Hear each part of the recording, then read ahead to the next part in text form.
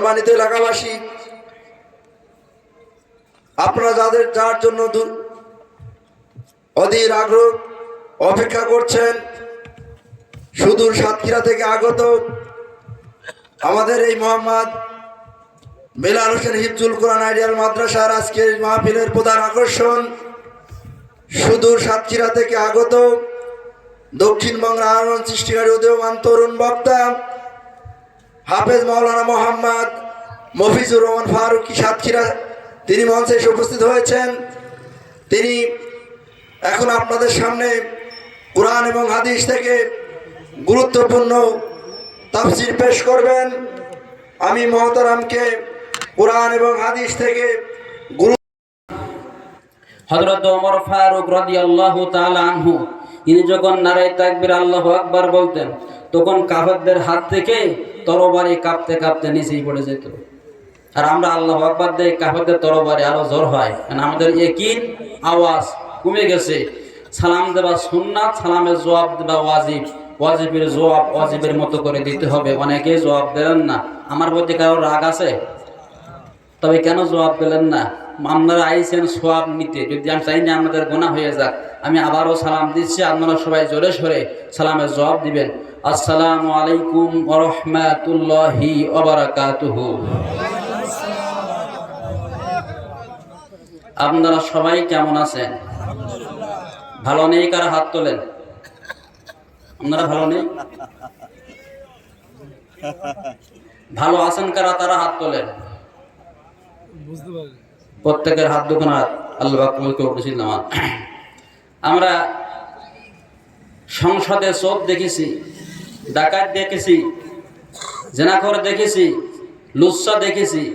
আমরা এবার থেকে সংসদে আর চোর দেখতে চাই না। এখন আমরা আমির হামজার মতো আলেম দেখতে চাই। কথা বলেন ঠিক কিনা? আমির হামজার মতো আলেম সংসদে দেখতে চাই। রাজে কারা কারা দুই হাত তোলেন। নারায়ে তাকবীর, নারায়ে তাকবীর। আল কোরআনের আলো, আল হাদিসের আলো, টিভি সিডির আলো, টিভি সিডির আলো ঘরে ঘরে চলো। এই থেকে তো খাইছে আমাদের। আমি মাঝে মধ্যে আমাদের টেস্ট করব, পরীক্ষা করব। সাতক্ষীরা থেকে আপনাদের মাঝে এসেছি প্রায় 400 কিলোমিটার পথ অতিক্রম করে। আমি টেস্ট করব আপনারা কোন জুতি। আপনারা দেখবেন গাড়ি যিনি চালায় এনার নাম কি? ড্রাইভার। আর যিনি গেটের সামনে দাঁড়াইয়া হাউমাউ করে, চিল্লাচিল্লি করে, ওর নাম কি? হেল্পার। হেল্পার দেখবেন হাউমাউ কেন করে জানেন? মানে হেল্পার যদি হাউমাউ না করে তাহলে ড্রাইভার গাড়ি চালিয়ে মোটে জুত পায় না, বুঝলেন নাই? আর মাঝে মাঝে দেখবেন গাড়িতে ধাক্কা মারে, ধাক্কা মারি টেস্ট করে ড্রাইভার কোন জুতি। ড্রাইভার খারাপ হয়, একে ধাক্কায় গাড়ি খানায় নিয়ে যায়। কথা বলেন ঠিক কি না? তা আমি আপনাদের মাঝে সাতক্ষীরা থেকে এসেছি, আমিও আপনাদের টেস্ট করবো যে শ্রোতাগুলি কোন জুতির। এই বিমানে করে ব্রেক ফেল করলে হবে না, ব্রেক ঠিক রাখতে হবে। এবার আপনারা বলেন আমাদের প্রশংসার মালিককে, আরো জোরে বলেন। ক্ষমতার মালিককে, আমাদের খাদ্য পানি দেওয়ার মালিককে, কোরআনের মালিককে, মাহফিলের মালিককে, তাম পৃথিবীর মালিককে, চুরি করার মালিককে। হ্যাঁ, চুরি করার মালিক আল্লাহ। আবারও ফেল। আলহামদুলিল্লাহ, আলহামদুলিল্লাহ নাহমাদুহু ওয়া নাস্তাঈনুহু ওয়া নাস্তাগফিরুহু ওয়া নাউযু বিল্লাহি মিন শুরুরি আনফুসিনা ওয়া মিন সাইয়্যাতি আ'মালিনা।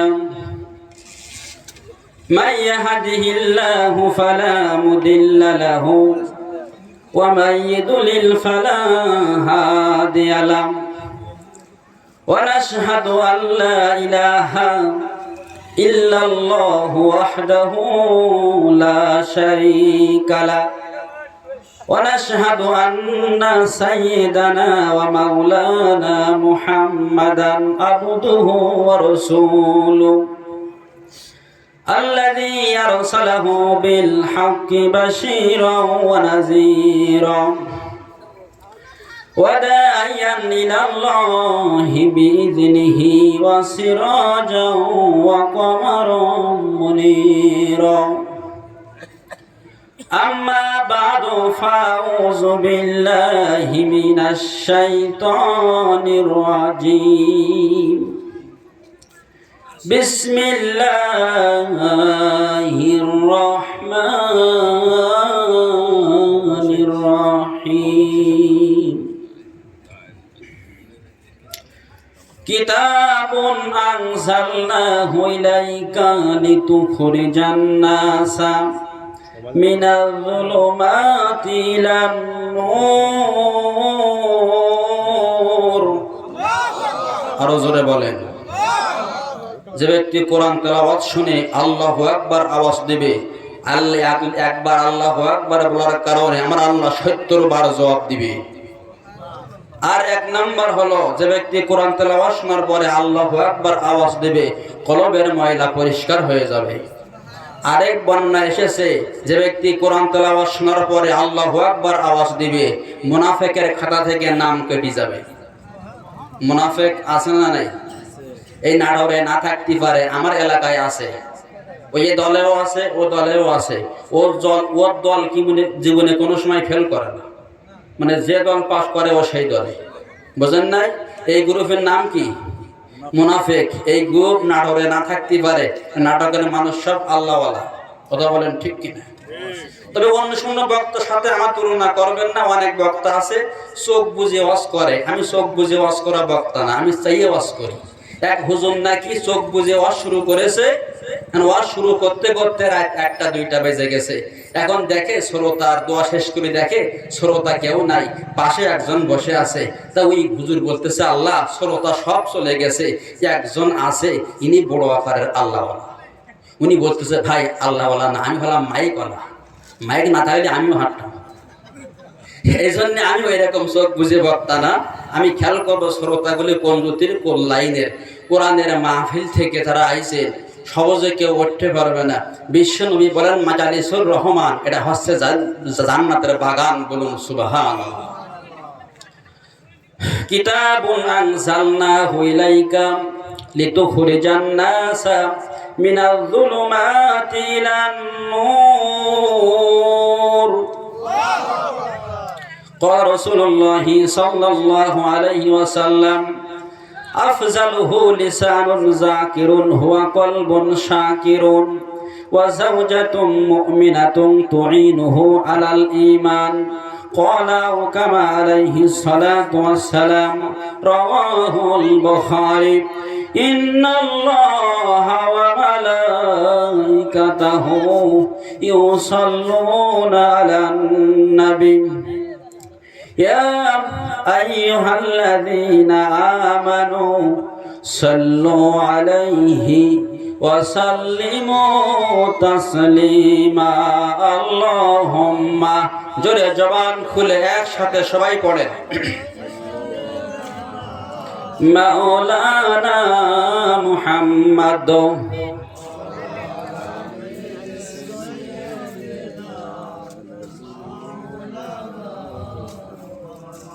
আল্লাহকে যারা বেশেছে ভালো, আল্লাহকে যারা বেশেছে ভালো, ভয় নাই তাদের জীবনে, ভয় নাই তাদের কোনো কালে, ভয় নাই তাদের মরণে। আল্লাহুম্মা সাল্লি আলা, জোরে জবান খুলে একসাথে সবাই পড়েন ওয়ালা আলি।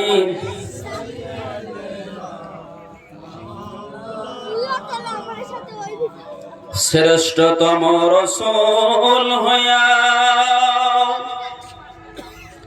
এলে তুমি এই ধরা তলে, কাফের বেঈমানেরা করিল দুশ্মনী, কোরআনের দাওয়াত দিস বলে। আল্লাহুম্মা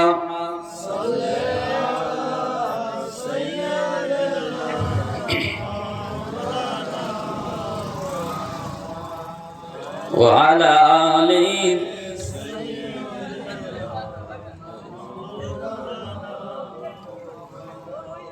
নাটোরের মুসলমান তিন জায়গায় ফাঁকা রাখলে কবিরা গুনাহ হয়। বলুন কয় জায়গায়? কয় জায়গায়? তিন জায়গায়। এক নম্বর নামাজে। নামাজে যখন দাঁড়াবেন তখন ফাঁকা রাখতে বলে ফাঁকা রাখা যাবে না। বাংলার জমিনে কিছু কুলাঙ্গার বলেছিল যে করোনার সময়ও ফাঁকা রেখে নামাজ পড়া যাবে। কোন মানুষ এই কথা বলতে পারে না। কথা বলেন ঠিক কিনা? আর এই ধরনের কিছু আলেম বলছিল হ্যাঁ আসলে ফাঁকা রেখে নামাজ পড়া যায়। ওই আলেমের নাম হলো জালেম। কথা বলেন ঠিক কিনা? এখন হুজুর হলো কয়? হুজুর হচ্ছে আমরা তিন প্রকার। বলুন হুজুর কয় প্রকার? তিন প্রকার। একটা হচ্ছে আমরা সরকারি, একটা কি সরকারি, মানে সরকারি পক্ষে যা হয় সব জায়েজ। মদ খাওয়া জায়েজ, বিড়ি খাওয়া জায়েজ, ভোট চুরি করাও জায়েজ।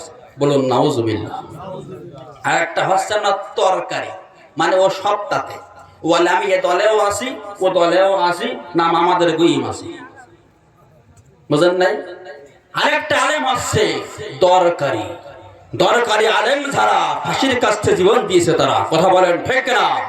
দরকারি আলেম ছিল আল্লামা সাইদি, দরকারি আলেম ছিল মতিউর রহমান নিজামী, দরকারি আলেম ছিল আলী হাসান মুজাহিদ। কথা বলেন ঠিক না? সেই সোনার মানুষগুলোকে এই স্বৈরাচার খুনি হাসিনা ফাঁসি দিয়ে মেরেছে। কথা বলেন ঠিক না? বাংলার জমিনে এই স্বৈরাচারের বিচার হবে। কথা বলেন ঠিক না? বিচার হবে কি হবে না? এই জন্য সামনে যতগুলো ফাঁকা জায়গা আছে জিকির হবে, জিকিরের তালে তালে আপনারা এগিয়ে আসবেন। আমি কোরআন থেকে আপনাদের সামনে আলোচনা করব। আপনার সাতক্ষীরা থেকে এসেছে কোরআনের হক কথাগুলি বলবো। বাড়ি ফিরতেও পারি, না ফিরতেও পারি। আমার জীবনের শেষ মাহফিল। তবে কোনো কুলাঙ্গারের জায়গা, কোনো নাস্তিকের জায়গা বাংলার জমিনে হবে না। কথা বলেন ঠিক না? কোরআন থেকে আলোচনা হবে, আপনারা সামনে একটু সবাই এগিয়ে আসবেন। আসবেন, আপনাদের লাভ হবে, আপনাদের ফজিলত হবে। বিশ্বনবী বলেন যারা ফাঁকা জায়গা পূরণ করবে এদের জন্য আল্লাহ পাকের পক্ষ থেকে রহমত নাজিল হবে। সবাই একটা করে আসেন, আর জিকির করেন সুবহানাল্লাহ আলহামদুলিল্লাহ। জোরে জিকির তালে তালে সবাই আসেন। এই মুসাফির মানুষ আমি আপনাদের জন্য দোয়া দিয়ে যাব। সুবহানাল্লাহ আলহামদুলিল্লাহ লা ইলাহা ইল্লাল্লাহ। সুবহানাল্লাহ আলহামদুলিল্লাহ লা ইলাহা ইল্লাল্লাহ। সুবহানাল্লাহ আলহামদুলিল্লাহ লা ইলাহা। যাচ্ছে কেটে আধার কালো, যাচ্ছে কেটে আধার কালো, আসছে রঙিন দিন। ঘুমের সে নামাজ ভালো বলছে মুয়াজ্জিন লা ইলাহা লা ইলাহা লা ইলাহা ইল্লাল্লাহ। সুবহানাল্লাহ আলহামদুলিল্লাহ লা ইলাহা লা ইলাহা ইল্লাল্লাহ লা ইলাহা ইল্লাল্লাহ। সুবহানাল্লাহ আলহামদুলিল্লাহ লা ইলাহা ইল্লাল্লাহ। সুবহানাল্লাহ আলহামদুলিল্লাহ লা ইলাহা। কিসের টাকা কিসের কড়ি তোর, কিসের টাকা কিসের কড়ি, কিসের বাহাদুরি, সঙ্গে তোমার কেউ যাবে না পুরুষ কিংবা নারী। লা ইলাহা লা ইলাহা লা ইলাহা ইল্লাল্লাহু মুহাম্মাদুর রাসূলুল্লাহ। আমরা সবাই বলি সাল্লাল্লাহু, সবাই বলেন সাল্লাল্লাহু আলাইহি ওয়াসাল্লাম। মোহাম্মদ বেলাল হোসেন হিফজুল কোরআন আইডিয়াল মাদ্রাসার উন্নতি গল্পে ঐতিহাসিক ইসলামী জলসা মাহফিলের সম্মানিত সভাপতি আলহাস মোহাম্মদ শহীদুল্লাহ গাজী সাহেব। যাক মাশাআল্লাহ, আলহাস পালাম। বহুত বছর পরে এই হ্যাম্বিলের নাম ছিল বড় আকারের চৌধুরী, তার নাম। কথা বলেন না কেন? এই 15 বছর আমি একটা ভালো লোকের নাম পাইনি। সুদখোর, বিড়িখোর, হাইলঠিলি খায়, গরিবের রক্ত মেরি খায়, পরিষদের গম চুরি করে, চাল চুরি করে, তেল চুরি করে, এদের নাম থাকতো আগে। এই জন্য মাহফিলে কোনো বরকত ছিল না। কথা বলেন ঠিক কিনা? এখন সেই নাস্তিকের নামগুলো বাদ পড়ে এখন আল্লাহর ওলিদের নাম উঠেছে। আপনারা খুশি না বেজার? যারা খুশি দুই হাত জোরে জোরে উঁচু করেন। খুশি কারণ নারাই তাকবীর, আল্লাহু আকবার। আল্লাহ পাক হাত দুখানা করবে, আল্লাহুম্মা আমিন। তাহলে আমাদের কি কোরআনের মাহফিলে সভাপতিত্ব হতে হলে, অন্য কোন সভাপতিত্ব হতে হলে কপালের পরিচয় হয় কিনা জানি না, কিন্তু কোরআনের মাহফিলে সভাপতিত্ব হতে হলে কপাল ছাড়া হয় না। কথা বলেন ঠিক কিনা? এই কোরআনের মাহফিলে সভাপতি হওয়ার কারণে আল্লাহ তার জীবনের গুনাহ, তার পিতামাতার জীবনের গুনাহ আল্লাহ মাফ করে দেখ। বারাকাল্লাহু ফি হায়াতি, আল্লাহ যেন হায়াত তয়্যিবা দান করেন, আল্লাহুম্মা আমিন। আজকের মাহফিলের প্রধান অতিথি জনাব মাওলানা মুহাম্মদ আব্দুল হাকিম সাহেব, সাবেক উপজেলা চেয়ারম্যান ভারপ্রাপ্ত, বড়াইগ্রাম উপজেলা পরিষদ ও সহকারী সেক্রেটারি, বাংলাদেশ জামাত ইসলাম নাটোর জেলা। মাশাআল্লাহ। আজকে আমরা পেয়েছি প্রধান অতিথি, তিনি একজন আলেম। আজকে আমার মনে বলে আজকে এই মাহফিলের দোয়া কবুল হয়ে যাবে। আর জোরে বলেন সুবহানাল্লাহ। কেন হবে? সভাপতি সাহেব আলহাস। সভাপতি সাহেব কি?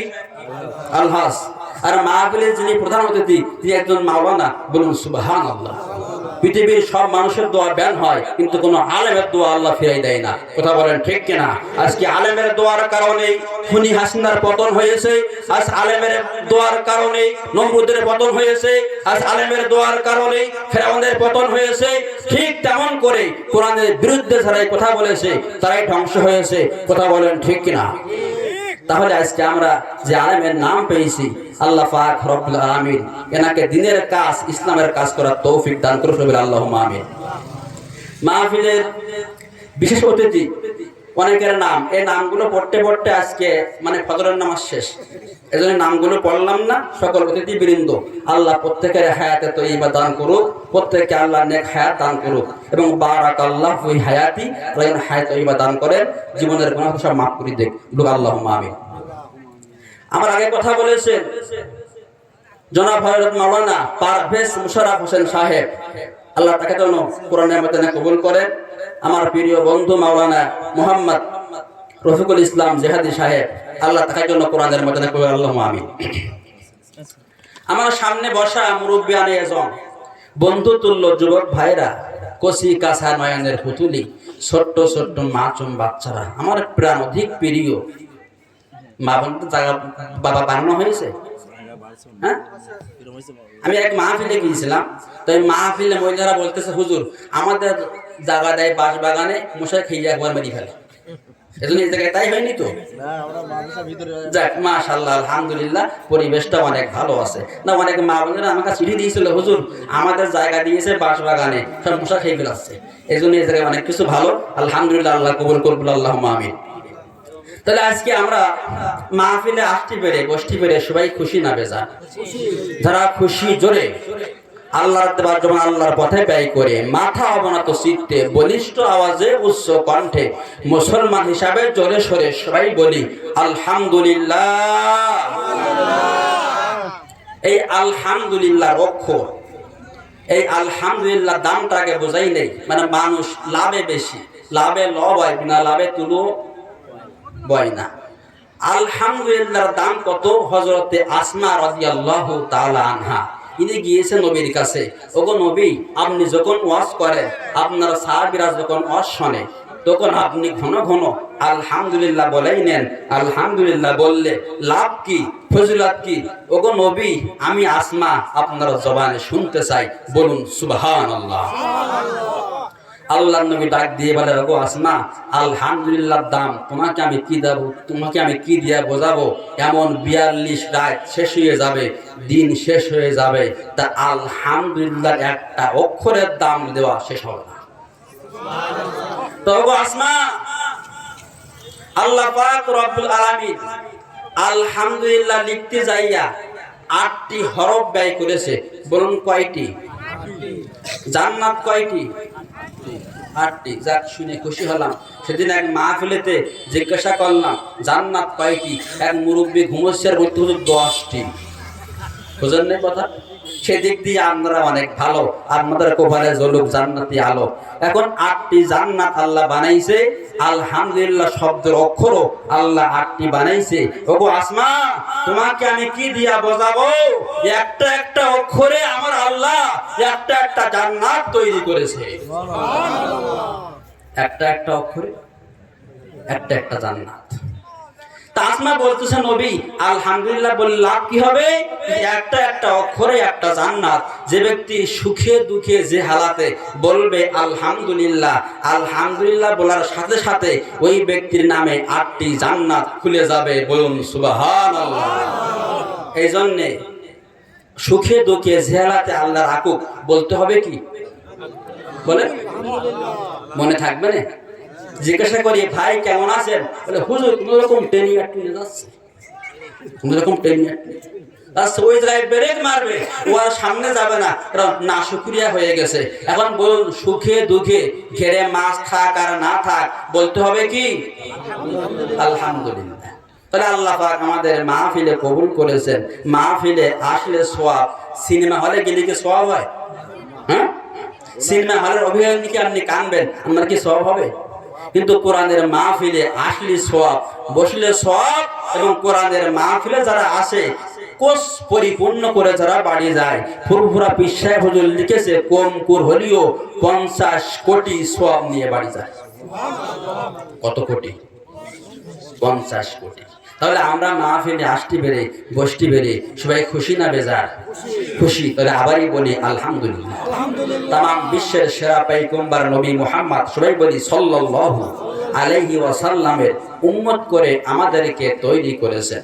আমরা মাহফিলে এসেছি। এই সময় কত মানুষ সিনেমা হলে আছে না? এই সময় কত মানুষ মদের আড্ডাখানায়, এই সময় কত মানুষ বিভিন্ন খারাপের কাজ কামের ভিতরে লিপ্ত আছে। আর নারবের মুসলমান আল্লাহ পাক রব্বুল আলামিন আপনার জন্য আমার জন্য উপহার দিয়েছে তাফসীরুল কোরআন মাহফিল। জোরে বলেন সুবহানাল্লাহ। এমন এক মাহফিলে আপনি আর আমি এসেছি। এই মাহফিলে আসার কারণে আমাদের জীবনের গুনাহ সব মাফ হয়ে গেছে। বিশ্ব নবী বলেন মাহফিলে আসার সাথে সাথে এই ব্যক্তির জীবনের গুনাহ সব মাফ হয়ে যায়। এইখানে যদি কোনো মানুষ মৃত্যুবরণ করে, নবীজি বলেছেন বিনা হিসাবে ওই ব্যক্তি জান্নাতে প্রবেশ করবে। কোনো মানব যদি মসজিদে মৃত্যুবরণ করে, ওই ব্যক্তি বিনা হিসাবে জান্নাতে প্রবেশ করবে। কোনো মানব যদি সিনেমা হলে মৃত্যুবরণ করে, ওর কি হবে? ওর কবরে আযাব শুরু হয়ে যাবে। তাও যে কোনো আযাব না, অ্যান্টিবায়োটিক আযাব। ওয়াজটার মধ্যে রেখে দিয়েন হুজুর অ্যান্টিবায়োটিক আযাব, সে আবার কি? দোয়া করার আগে আমি বলবো এই অ্যান্টিবায়োটিক আযাব কারে কয়। সম্মানিত বন্ধুগণ আমার, তাহলে আমরা মাহফিলে এসেছি কিছু সওয়াব নেবার জন্য। কথা বলেন ঠিক কিনা? আমি হক কথা বলবো, আপনারা হক কথা শুনবেন। কারোর আপত্তি নেই তো? হ্যাঁ, দেখেন যদি আপত্তি হয় আগেতে বলতে পারেন হুজুর আমরা হক কথা শুনি না, আপনি বাংলা বাঙালি ওয়াজ করেন। এই জন্য বাংলা বাংলা ওয়াজের মধ্যে কোনো ফায়দা নাই।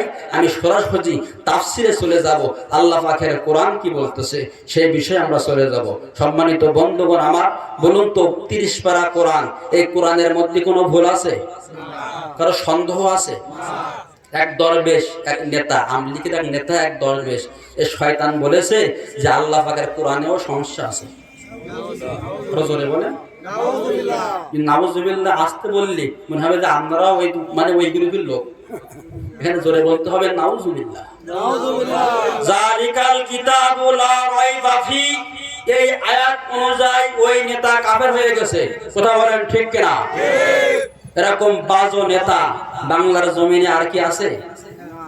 বিদায় নিয়েছে। কেন? কোরআনের বিরুদ্ধে যারাই কথা বলেছে তারাই ধ্বংস হয়েছে। কোরআনের বিরুদ্ধে কথা বলে নমরুদ রক্ষা পায়নি, আবু জেহেল রক্ষা পায়নি, হাজ্জাত রক্ষা পায়নি, বাংলাদেশের খুনি হাসিনাও রক্ষা পায়নি। কথা বলেন ঠিক কিনা? হাসিনাও পায়নি, মোদিও পারবে না। কথা বলেন ঠিক কিনা? আল্লাহ যখন ধরে তার কোনো উপায় থাকে না। সম্মানিত বন্ধুগণ আমার, কুরআনুল কারীম থেকে ছোট্ট একটা আয়াতে কারিমা আমি আপনাদের মাঝে তেলাওয়াত করেছি। কিতাবুন আনজালনাহু ইলাইকা লিতুখরিজান নাসা মিনাজ জুলুমাতি ইলান নূর। বলুন আল্লাহু আকবার। আল্লাহু আকবার। আল্লাহ পাক রব্বুল আলামিন এই আয়াতের মধ্যে বলতেছেন তোমাদের কাছে পৃথিবীর উপরে আমি আল্লাহ কোরআন কেন নাজিল করেছি তোমরা কি জানো? তোমরা কি খবর রাখো? আমি আল্লাহ কোরআন নাজিল করেছি কিতাবুন আনজালনাহু ইলাইকা লিতুখরিজান নাসা মিনাজ জুলুমাতি ইলান নূর। জবান ব্যয় করে বলুন আল্লাহু আকবার। আমি আল্লাহ পৃথিবীর বুকে কোরআন নাজিল করেছি অন্ধকার পথ থেকে মানুষগুলোকে আলোর পথে আনার জন্যে, জাহান্নামী মানুষগুলিকে জান্নাতি পথে আনার জন্যে, ভোট চুরি করা নেতাগুলোকে ভোট চুরি থেকে ফেরানোর জন্যে, জেনা করা মানুষগুলোকে জেনা থেকে ফেরানোর জন্যে, অন্যায় করা মানুষগুলোকে অন্যায় থেকে ফেরানোর জন্যে। এক কথায় আমি কোরআন মানুষগুলোকে জাহান্নামের পথ থেকে ফিরাইয়া জান্নাতের পথে আনার জন্যে আমি আল্লাহ পৃথিবীর বুকে কোরআন নাজিল করেছি। সব জায়গায় দেয় না ছোট কোরআন, আজকে এমন এক কোরআন শরীফ দেশে আধা ঘন্টা ওয়াজ করার পরে আবার খেয়ে নে ভারত। তাহলে কোরআন এসেছে অন্ধকার থেকে আলোর পথে আনবে। সম্মানিত বন্ধুগণ আমার, সেই কোরআনটা আমরা পাইলাম, অন্ধকার পথের যাত্রী আমরা থেকে গেলাম। বলতে পারেন হুজুর আমরা 5 ওয়াক্ত নামাজ পড়ি, মুখে দাড়ি আছে, গায়ে পাঞ্জাবি আছে, কেমন করে আমরা অন্ধকার পথের যাত্রী আমরা থাকলাম? বন্ধুরে, যদি আমরা অন্ধকার পথে না থাকতাম, তা না হলে টাকা হলে জনমের মতন সুদে খাটাইতে পারতাম না। কথা বলেন ঠিক কিনা? তারা সুদ খায় আর কথা বলে না। সুদ খাও আর বিড়ি খাও, আমার মাহফিলে কারো ছাড় নাই। আমি হক কথাই বলি। সাতক্ষীরা থেকে আইছি, আমার একটা ছেলে একটা মেয়ে, আমি ছেলের কিছু বলি না, মেয়ের বলি আইছি। যাচ্ছি মাহফিলে, যদি ফিরি তোর বাপ, আর যদি না ফিরি যেতে হবে আল্লাহ পাকের জান্নাতে। না কোরআনের মাহফিলে ওয়াজ করতে গেলে জীবন থাকতেও পারে, যেতেও পারে।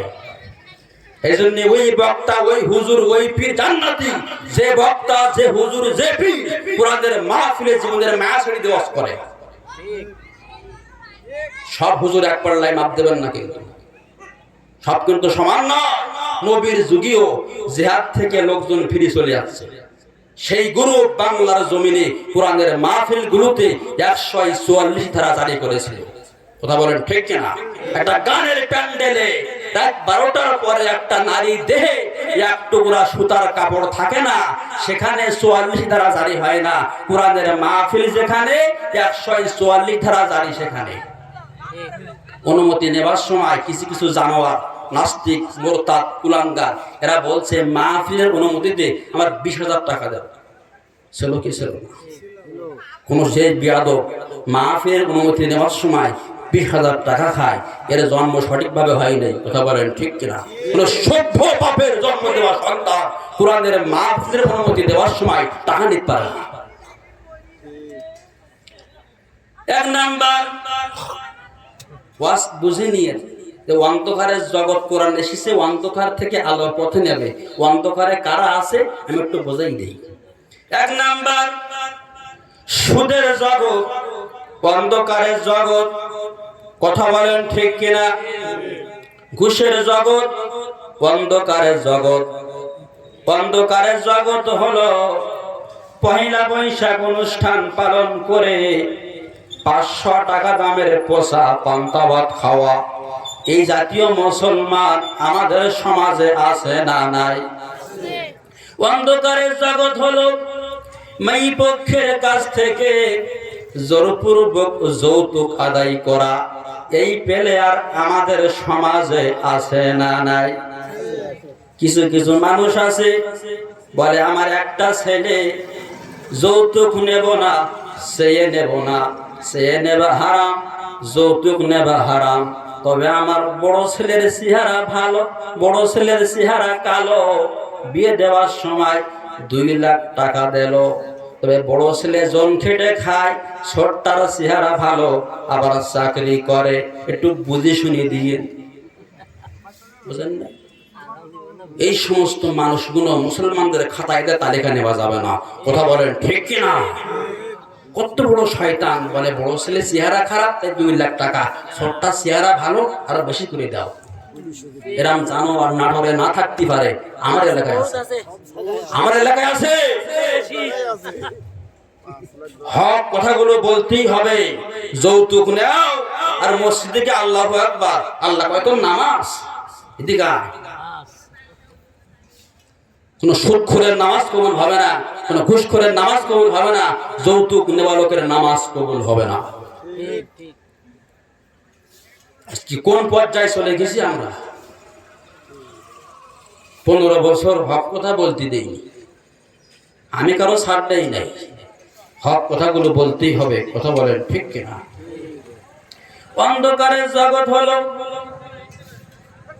প্রেম প্রীতির কথা বলা, এখন হচ্ছে কি হচ্ছে না?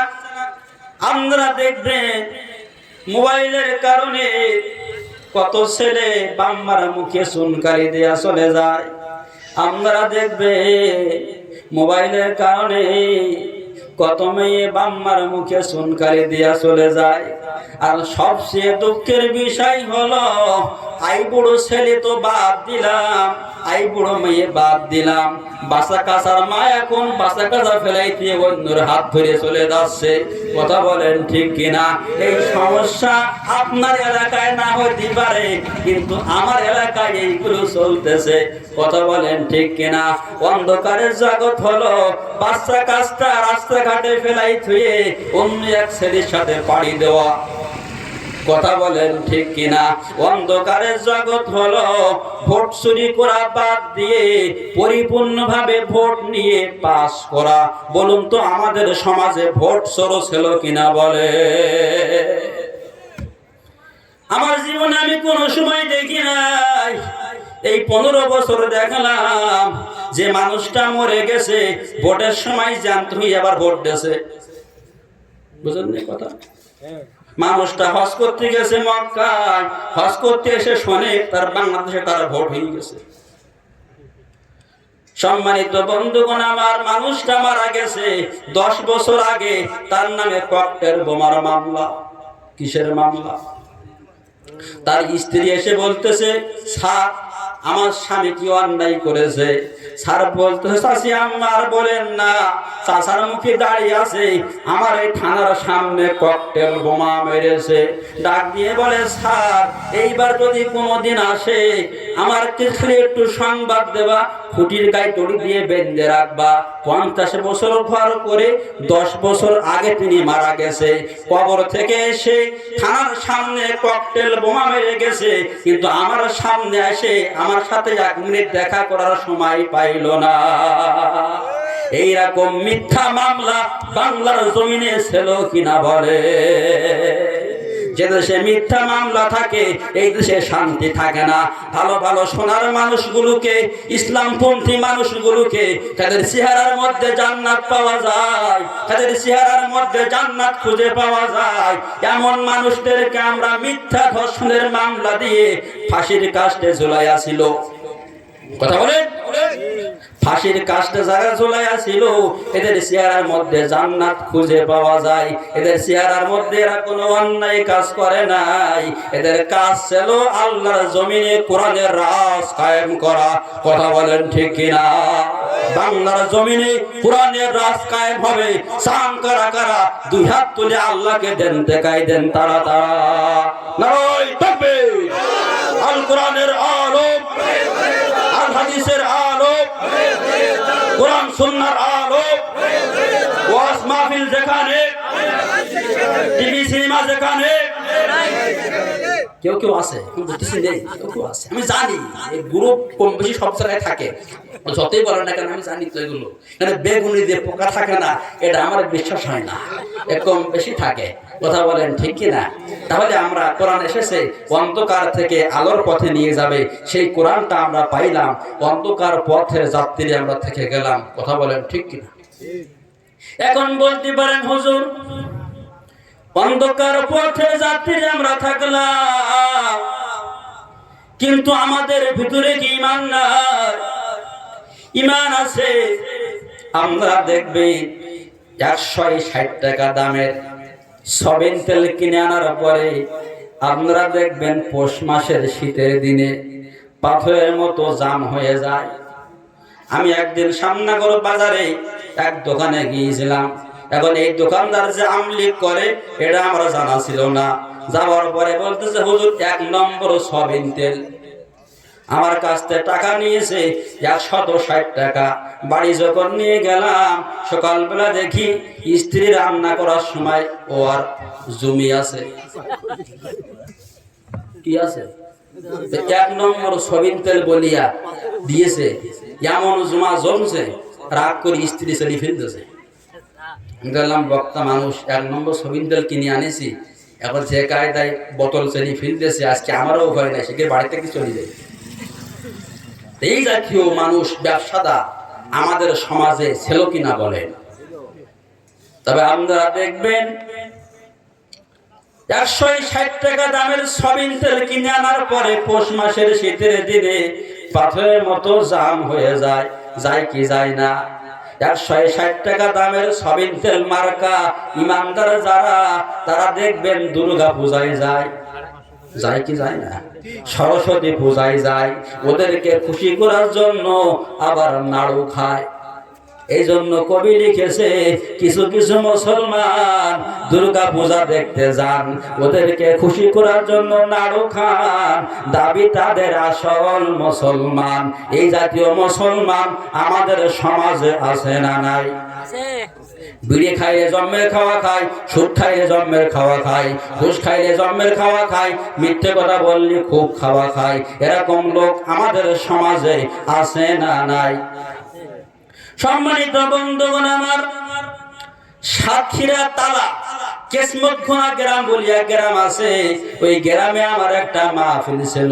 ওই মাহফিলেতে আমি 2.5 ঘন্টা ওয়াজ করার পরে মানে মাহফিল কমিটি যারা, এরা আমাকে সুন্দর করে তিনি আমার প্লেটে ভাত দিচ্ছে আর বলতেছে হুজুর আমার জন্য দোয়া করবেন, আপনি হুজুরও ভালো, ওয়াজও খুব ভালো।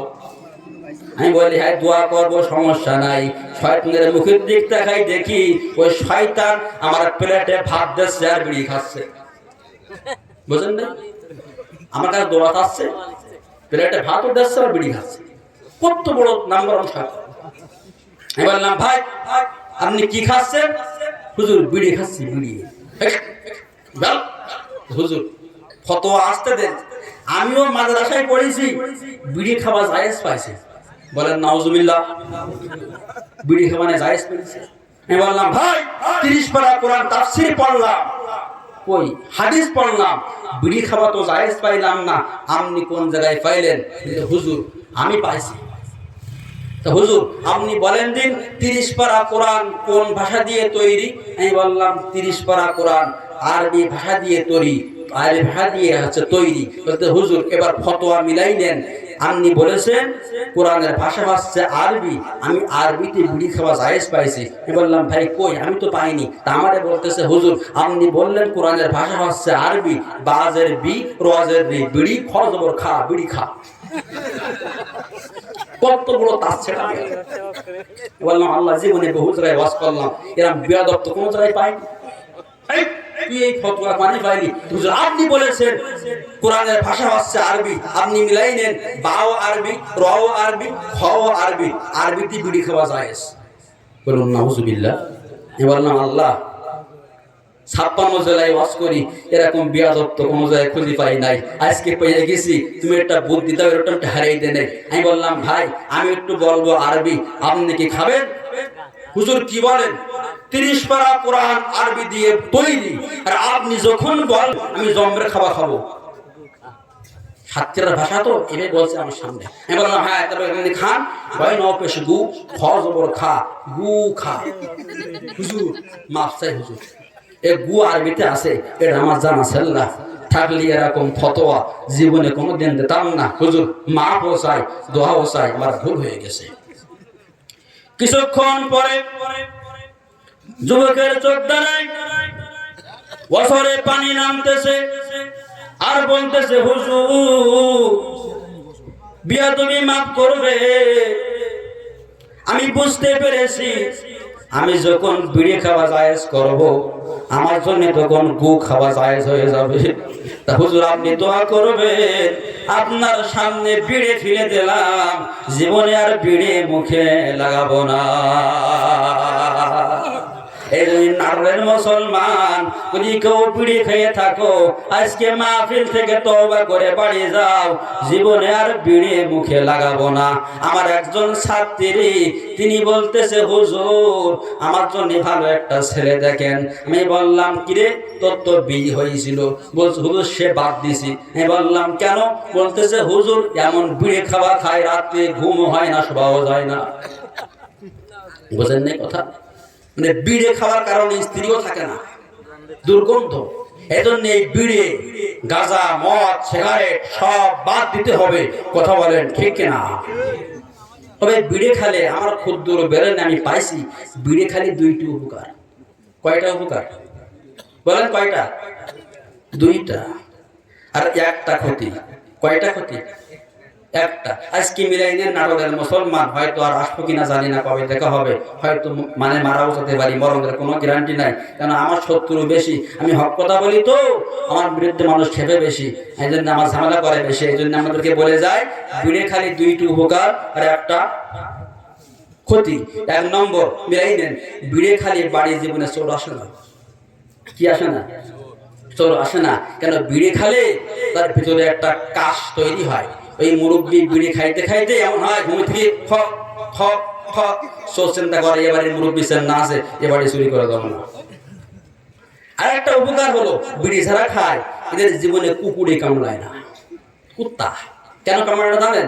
বিড়ি যারা খায় মেডিকেল সায়েন্স বলেছে যে ভিতরের মজগুলো সব শুকাইয়া যায়, বুড়ো হয়ে যায়, অল্প বয়সে লাঠি ব্যবহার করতে হয়। লাঠির ভয়তে কুকুর জীবনের সামনে আসে না, লাঠি দেখে তোর মারে, লাঠি দেখে তোর মারে।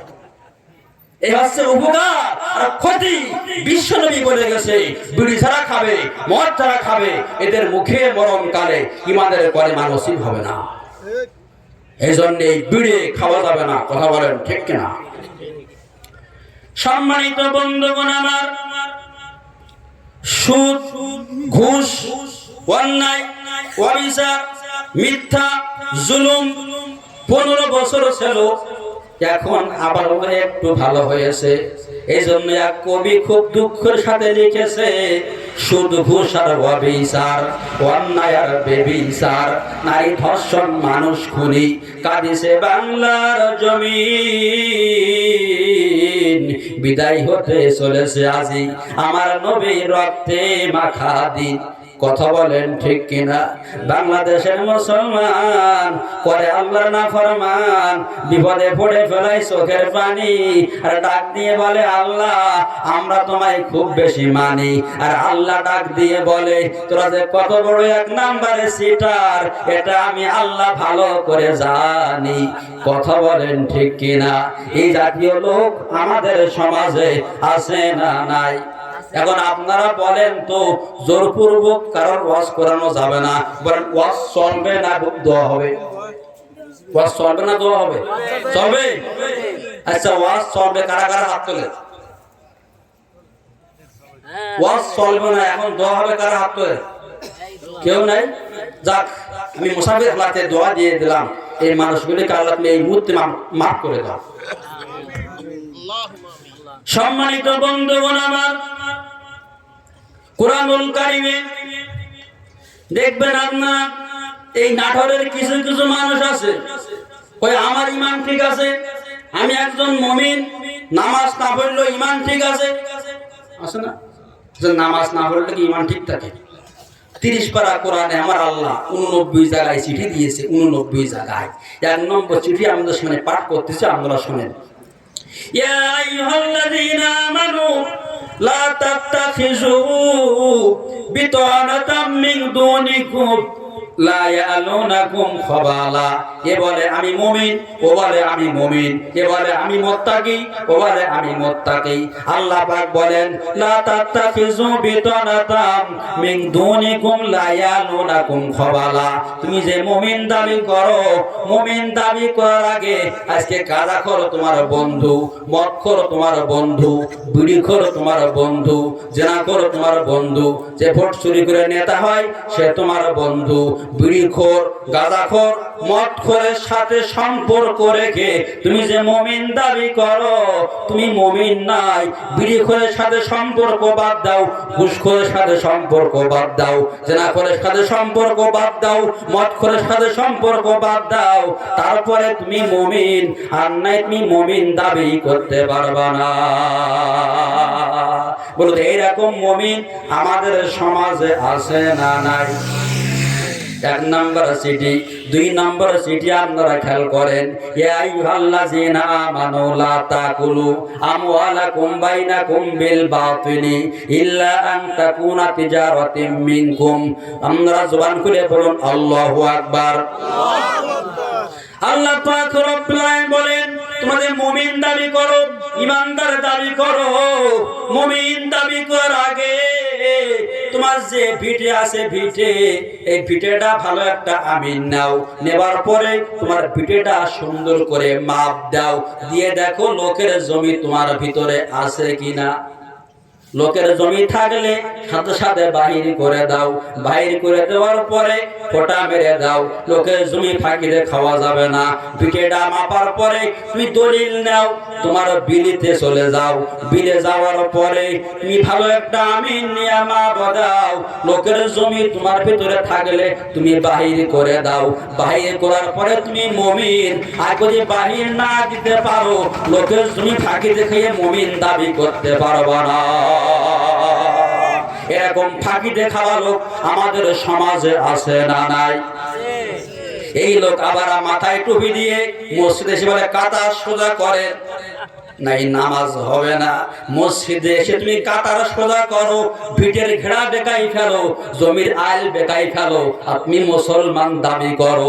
এই মুসলমানের কোনো দাম নাই, কোনো মূল্য নাই। এরকম মুসলমান যদি কেউ থেকে থাকো, আজকে ওয়াজ শোনার পরে কালকে আপনারা আমিন নেবেন, নেবার পরে ভিটেটা মাপ দেবেন, জমিটা মাপ দেবেন, লোকের জমি থাকলে বাহির করে দেবেন, তারপরে মুমিন। আর নাই মুমিন দাবি করতে পারবা না। মুমিন কারা ক্লিয়ার বোঝা গেছে। 5 ওয়াক্ত নামাজ পড়ে, বোনের জমি দেয় না, আছে না নাই? 5 ওয়াক্ত নামাজ পড়ে, এমন এক বড় ভাই ছোট ভাইয়ের জমি দেয় না, আছে না নাই?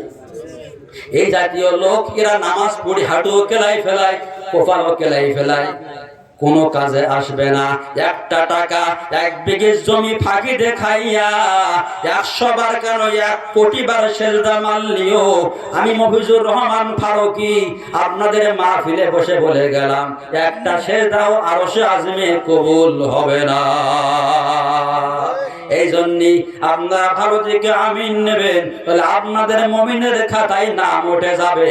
আর বিশ্বনবী বলেন যাদের মুমিনের খাতায় নাম উঠে যাবে এরা সুপারিশ ছাড়া ডাইরেক্ট জান্নাতের মেহমান হবে। যদি আপনারা জান্নাতে যাইতে চান, তাহলে কোনোদিন একটা টাকা কারোর ফাঁকি দিয়ে খাবেন না, কোনো সময়ের জন্য মিথ্যা কথা বলবেন না। নবীজি বলেন লিনুল কালাম, যে ব্যক্তি জবানে মিথ্যা কথা বলবে না, আর যে ব্যক্তি লজ্জা স্থানকে হেফাজত করবে, ওই ব্যক্তি আমার সঙ্গে জান্নাতে যাবে। রাসূল বলেন সুবহানাল্লাহ। সম্মানিত বন্ধুগণ আমার, আমাদের অন্যায় কাজগুলো ছেড়ে দেওয়া লাগবে। আমরা মুসলমান দাবি করি, ইমানদার দাবি করি। এই 15 বছর ছাগলের রক্তের মূল্য ছিল, জেনাখোরের রক্তের মূল্য ছিল, এই ঘোড়ার রক্তের মূল্য ছিল, ভেড়ার রক্তের মূল্য ছিল, কিন্তু এই 15 বছর আলেমের রক্তের কোনো মূল্য ছিল না। কথা বলেন ঠিক কিনা? খালি মুসলমানদের রক্তের কোনো মূল্য ছিল না। কথা বলেন ঠিক কিনা? আল্লাহর মার জগতের বার, আল্লাহ যখন ফেরাউনকে ধরেছে ইন্দুরের মতো সুফয়া সুফয়া মরেছে। কথা বলেন। আল্লাহ যখন নমরুদকে ধরেছে জুতার বাড়ি খাইছে, আল্লাহ যখন খুনি হাসিনাকে ধরেছে দুপুরের ভাত পর্যন্ত খাবার সময় পাই নাই। কথা বলেন ঠিক কিনা? আল্লাহ কারো ধরে না, কিন্তু ধরলে আর ছাড়ে না। এই জন্য কাজ করতে গেলেও হিসাব করে করা লাগবে। কথা বলেন ঠিক কিনা? কারণ কাজ যদি কোরআন বিরোধী হয়, ইসলাম বিরোধী হয়, ওই ব্যক্তিকে জীবনে মুসলমানদের খাতায় নামের তালিকা দেওয়া যাবে না। কথা বলেন ঠিক কিনা? আর যে ব্যক্তির কাজ কাম 30 পারা কোরআনের সাথে মিলবে, ইসলামের সাথে মিলবে, বিশ্ব নবী বলেন উনি হচ্ছে জান্নাতি মানুষ। আর এই জান্নাতি মানুষ যারা হবে এরা সুপারিশ ছাড়া ডাইরেক্ট জান্নাতের মেহমান হবে। কুষ্টিয়ার জমিনে এই ওয়াজ করেছি। এক মুরব্বী বলতেছে, হুজুর আমি কারো জমি ফাঁকি দিয়া খাই নাই, আমি কোনো অন্যায় কাজ করি নাই। আপনি ওয়াজের মধ্যে বলেছেন একটা জান্নাতি মানুষ 70টা হুর পাবে, 70টা বউ পাবে। হুজুর আমার কোনো সমস্যা নাই, আল্লাহ আমার জান্নাত দেখ, কিন্তু আমি 70টা বউ নেব না, 70টা হুর আমি নেব না। বললাম মানুষ হুরির জন্য পাগল, তুমি কেন নেবা না? আমাকে বলতেছে, হুজুর দুনিয়ায় সমস্যার কারণে বিয়ে করেছি 2টা, তা 2 বউ মানে মানে মানে মারামারি এমন কায়দায় করে, চলাচলে মারামারি, বাড়ি আমার থাকা হয় না, সামান্য 2টা, তাই বাড়ি আমার থাকা হচ্ছে না। আর আল্লাহ 70টা দিলে ওরা মারামারি করলে জান্নাত তো আমার থাকা হবে না, আমার দরকার নেই। এই জাতীয় হুর আমাদের সমাজে আছে না নাই? সব জায়গায় আলেমরা ওয়াজ করে স্বামীর খেদমত, স্বামীর খেদমত। খেদমত কি আছে? সব উঠে গেছে। বিশ্ব নবীজি বলে কোন স্ত্রী যদি তেল হাতে ঢেলিয়া স্বামীর মাথায় মালিশ করে দেয়, যে পরিমাণ চুল ওই পরিমাণ ওই মায়ের আমলনামায় সওয়াব হয়ে যাবে। সম্মানিত বন্ধু, এই ওয়াজটা আমি করেছিলাম বরিশালে। ওয়াজ করার পরে একজন মহিলা ভাত পানি আর খাচ্ছে না। 3 দিন ভাত পানি না খাওয়ার পরে ওই স্বামী আমাকে ফোন দিয়ে বলে, হুজুর কি ওয়াজ যে করলেন, আমার বউ আর ভাত খাচ্ছে না। বললাম আমি তো কারোর ভাত খাওয়া বন্ধ করি নাই। হুজুর খাচ্ছে তো না? হুজুর আমার সাথে কথাও বলে না, খালি রাগ দেখাচ্ছে আর মেজাজ দেখাচ্ছে, ভাত খাচ্ছে না। আপনি কি ওয়াজ করলেন? আমি বললাম ভাইজান আমি তো কই ওরকম খাওয়া তো আমি বন্ধ করি নাই, ওই দেখি ফোনটা ভাবির কাছে দেন। আমি বললাম ভাবি আমি তো আপনার ভাত খাওয়া বন্ধ করি নাই। ভাবি ডাক দিয়ে বলে, হুজুর আপনার ওয়াজের মধ্যে কোনো সমস্যা নাই, আপনার ওয়াজ ঠিক আছে। আপনি ওয়াজের মধ্যে বলেছেন তেল হাতে ঢেলিয়া স্বামীর মাথায় মালিশ করলে যেই পরিমাণ চুল ওই পরিমাণ সওয়াব। আমার স্বামী ম্যাগনেটটা আমার কি হবে? আমি কি টাক মানে চুল মোড়ে নেই, আসে না? আমি ডাক দিয়ে বলি, ভাবি চিন্তা করিয়েন না, টাকাওয়ালা স্বামীর মাথায় আপনি বেশি করে তেল মালিশ করবেন, আপনার মাথায় সেই পরিমাণ চুল আছে ওই পরিমাণ সওয়াব আপনার আমলে হয়ে যাবে। ডাক দিয়ে বলে, হুজুর আমার ওয়াজে তবে সমস্যা নাই, হুজুর আপনার ওয়াজ ঠিক আছে, আজকে আমি আবার ভাত খাবার স্টার্ট দিছি। এই জন্য সম্মানিত মা বোনেরা যারা আছেন, স্বামীরা যারা আছে, আপনারা ঠিক মতো মাথায় একটু তেল মালিশ করে দেবেন, যে পরিমাণ চুল ওই পরিমাণ সওয়াব হবে। সম্মানিত বন্ধুগণ আমার, ফুরফুরা পীর সাহেব এখান থেকে অনেক বছর আগে আমাদের সাথে আইছিলেন, আসিয়া উনি একটা ওয়াজ করেছিলেন, কোন মা যদি স্বামীর পা চুল দিয়ে মাসে করে, কি করে? মাসে আমাদের কথা কিন্তু আমরা শুনি, সব বুঝতে করে নিয়ে চুল দিয়ে মাসে করে। চুল দিয়ে মাসে করার কারণে বিশ্ব নবী বলেন যে পরিমাণ চুল আছে স্ত্রীর মাথায় ওই পরিমাণ সওয়াব স্ত্রীর আমলে হয়ে যাবে। এই ওয়াজ করেছে একজন মা, ওয়াজ শুনে বাড়িতে গিয়েছে, যাওয়ার পরে দেখে সন্তান ছেলে মেয়ে সব ঘুমান্ত। বলল, পীর সাহেব হুজুর একটা আমল বলে গেছে, কবে মরবো কবে বাঁচবো কোনো গ্যারান্টি নাই, এই আমলটা আমি পালন করি। চুলগুলো খোলার পরে স্বামীর পায়ে দিয়া টান দেছে, দেখে মেডিসিনের গন্ধ বেরোচ্ছে। কি বেরা? পীর সাহেবের আমলে টান দিলাম, দেখি গুড় কোনটা খাচ্ছে কোন জায়গায়, তাকাই দেখে ওই পায়ে মুসলিম নেছে, পায়ে ছিল গুড়। পীর সাহেব হুজুরের ওয়াজে এত বিপদ, এখন মহিলা ঠান্ডার সময় গোসল করে আবার গিয়েছে, গিয়ে বলে হায় হায় রে, আবার কোন মহিলা বিপদে পড়ে, আমি চলে যাই। গিয়েছে পীর সাহেব হুজুরের ওয়াজে, গিয়ে বলতে হুজুর আপনার ওয়াজ কোনো সমস্যা নাই, তা আপনি বলবেন যে স্বামীরা যারা আসো, এই ওয়াজটা বলার পরে আপনি বলবেন স্বামীরা যারা আসো সবার সময় একটা পা ধুইছি, তবে স্ত্রীর কাছ থেকে খেলবো নেবার সময় পাও ধোয়া লাগে। কথা বলেন ঠিক কিনা? কিন্তু আমাদের সমাজে স্বামীরা স্ত্রীরা স্বামীকে ভালোবাসে না। এরা বিড়ি খাইতে খাইতে, গাঁজা খাইতে খাইতে, মদ খাইতে খাইতে মুখ হয়েছে দুর্গন্ধ, আর পথে ঘাটে চলার সময় বুটো দুবাইয়া বাড়ি যায়, যার কারণে ভালোবাসে না। এই জন্য ভালোবাসা ফিরিয়ে আনতে হলে একটু বিশ্বনবীজি বলেন প্রতিদিন সবার আগে তোমার চেহারাতে একটু চুলটা আসড়বে, দাড়িটা আসড়বে। আমাদের তো অনেক একটু দাড়ি নাই, তারা সমস্যা নেই, যারা দাঁড়িয়ে আছে তারা একটু আসড়াবেন, আরে স্বামী স্ত্রীর সামনে যাবেন। বিশ্ব নবীজি বলেন স্বামী যদি স্বামী যদি বাড়িতে আসে আর স্ত্রী যদি বাড়ি থাকে, আর স্ত্রী যদি মুচকি হাসি দেয় স্বামীর দিক তাকাইয়া, তাহলে বিশ্ব নবী বলেন জিহাদ করার অর্ধেক সওয়াব হয়ে যাবে। জোরে বলেন, জোরে বলেন, একটু আসতে বলেন। দেখতে আমাদের আসতে বললে আরো জোর হয়, সেটা কি নিয়ম কি উল্টো? হ্যাঁ, আসতে বললে আরো জোর হচ্ছে, নিয়ম তো উল্টো মনে। তাহলে সমস্ত কাজ কোরআনের পক্ষে হতে হবে। কথা বলেন ঠিক কিনা? যদি কোরআনের পক্ষে না থাকে তাহলে কোন কাজে আসবে? 30 পারা কোরআন দিয়ে চলতে হবে। সম্মানিত বন্ধুগণ, আমার মক্কার জমিনে রহমতের নবী প্রাণ প্রিয় নবীজি আল্লাহর পক্ষ থেকে নবুয়ত পেয়েছেন, বলুন সুবহানাল্লাহ। নবুয়ত পাওয়ার পরে রহমতের নবী প্রাণ প্রিয় নবীজি কোরআনের দাওয়াত দিচ্ছে, ইসলামের দাওয়াত দিচ্ছে। ভোট চুরি করা নেতা, নাম তার ওয়ালিদ। বলুন তো কি নাম? রজরে বলেন। এই ওয়ালিদের কানে আওয়াজ চলে গেছে, এরে ওয়ালিদ, তুমি তো এই মক্কা নগরের নেতা, কিন্তু এমন এক নবী আল্লাহর পক্ষ থেকে নবুয়ত পেয়েছে, ওনার উপরে কোরআন শরীফ নাজিল হয়েছে। ওনার চেহারা দেখে মানুষগুলি সব ঝাঁকে ঝাঁকে কলেমা পড়ে মুসলমান হয়ে যাইতেছে। এমন এক নবী, যে নবীর চেহারা দেখলে মানুষ কলেমা পড়ে, আর আমাদের চেহারা দেখলে মানুষ নামাজ পড়া বাদ দেয়। দেয় কি দেয় না?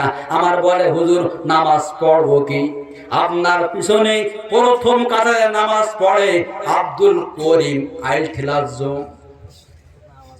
এই গ্রুপ আমাদের সমাজে আছে না নাই? তাই আমাদের সবার দিকে নামাজ পড়া মানুষ নামাজ বাদ দেয়, আর রহমতের নবী প্রাণ প্রিয় নবীজির চেহারা দেখে মানুষগুলো সব কলেমা পড়ে মুসলমান হয়ে যায়। ওয়ালিদের কানে আওয়াজ যখন চলে গেছে, ওয়ালিদ, মুহাম্মদ যে কোরআনের কথা বলতেছে, ইসলামের কথা বলতেছে, আর দেরি করা যাবে না। মানুষগুলো সব মুহাম্মাদের দলযুক্ত হয়ে যাবে, মানুষগুলো সব কলেমা গ্রহণ করবে। কি করা যাবে? মুহাম্মাদের দাওয়াত এক্ষুনি বন্ধ করতে হবে। ওয়ালিদ তখন বলতেছে মুহাম্মদ সে একটা পাগল। জোরে বলুন নাউজুবিল্লাহ।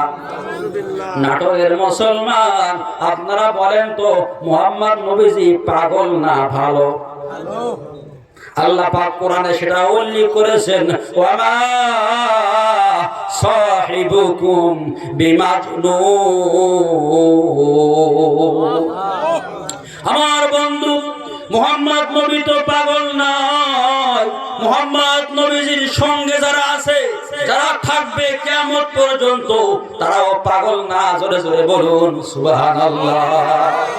রহমতের নবী কষ্ট পাইছে আজকে কোরআনের কথা বলার কারণে, ইসলামের দাওয়াত দেওয়ার কারণে আজকে আমাকে পাগল বলা হলো।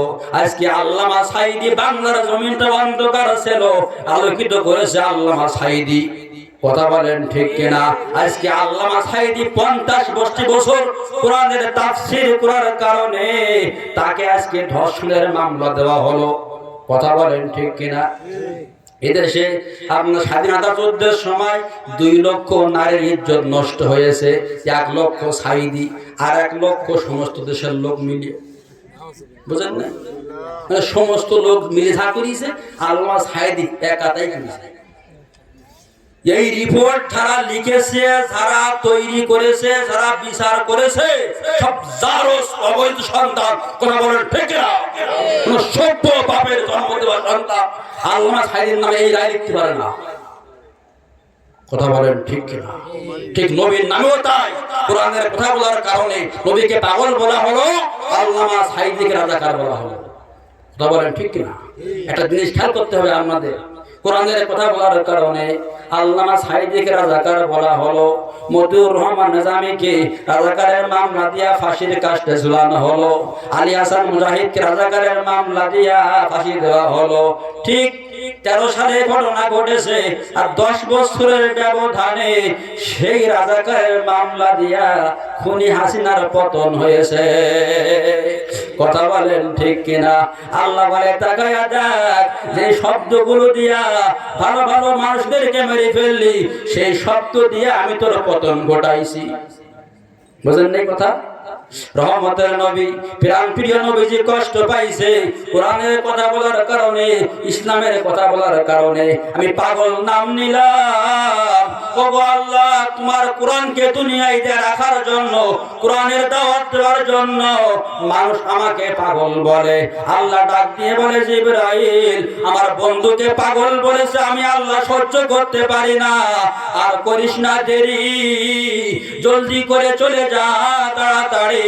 আমার বন্ধু মুহাম্মদ নবীকে পাগল বলেছে যিনি, উতুল্লিম বাদা জালিকা জানিম, টাটকা জারস সন্তান তিনি। আল্লাহর নবীকে পাগল বলার কারণে 2 নম্বর পারা, 2 নম্বর সূরা সূরাতুল কলামের মধ্যে আল্লাহ উল্লেখ করে দিয়েছেন ঠিক কবে, যে ব্যক্তি আমার নবীকে, রহমতের নবীকে পাগল বলে দিয়েছে, সে ব্যক্তিকে আমি আল্লাহ ঘোষণা দিয়ে দিলাম, উতুল্লিম বাদা জালিকা জানিম, ওর জন্মটা ঠিক নাই, ও হচ্ছে জারস সন্তান, এই জন্য আমার বন্ধুকে পাগল বলেছে। কোন সভ্য বাপের জন্ম দেওয়া সন্তান নবী সম্পর্কে বাজে কথা বলতে পারে না। কথা বলেন ঠিক কিনা? এ বাংলা জমিনে কিছু কুলাঙ্গার আমার নবী সম্পর্কে বাজে কথা বলেছে, বাংলা জমিনে কিছু জানোয়ার আমার নবী সম্পর্কে বাজে কথা বলেছে, ভারতের কিছু কুলাঙ্গার আমার নবী সম্পর্কে বাজে কথা বলেছে। আমি কোরআন শরীফ হাত দিয়ে বলে গেলাম, এদের বিচার বাংলার জমিনে হবে। কথা বলেন, কথা বলেন ঠিক কিনা? আল্লাহর মার জগতের বার, আল্লাহ যখন ধরবে তার তখন আর কোনো পথ থাকবে না। আল্লামা সাঈদী একটা ওয়াজে বলেছিলেন, এমন এক সময় আসবে তোমরা পালানোর জন্য ইন্দুরের গর্ত খুঁজে পাওয়া না। পাইছে নাকি? পাইছে? বাগানে পলাইছে, সেখান তো ধরে আনা হয়েছে, মারতে মারতে এমন মারতেছে বিসি একটা উড়ে গেছে। বুঝলেন না কথা?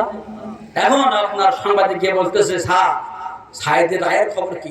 আগের কথা বলতে হবে, তার মেরে ঢেকা কেন বিসি একটা। বুঝলেন না কথা? আল্লাহর মা, জগতের বা, আল্লামা সাঈদী জীবনে যা বলে গেছে সব বাস্তবে A to Z সব মিলে গেছে। কথা বলেন একটু শেখা দরকার, বোঝা দরকার যে কি হয়ে গেল দেশে। সম্মানিত বন্ধুগণ আমার, আল্লাহ ডাক দিয়ে বলে, জিবরাইল, আর করিস না দেরি, আমার বন্ধুকে পাগল বলেছে, বন্ধু কষ্ট পাচ্ছে, তুমি চলে যাও। আমার বন্ধুকে বলে দাও, ও হচ্ছে মক্কা নগরের নেতা, ও হচ্ছে জারস, এই জন্যই আমার বন্ধুকে পেশে ব্যক্তি পাগল বলেছে, এটাকে তুমি বলে দাও।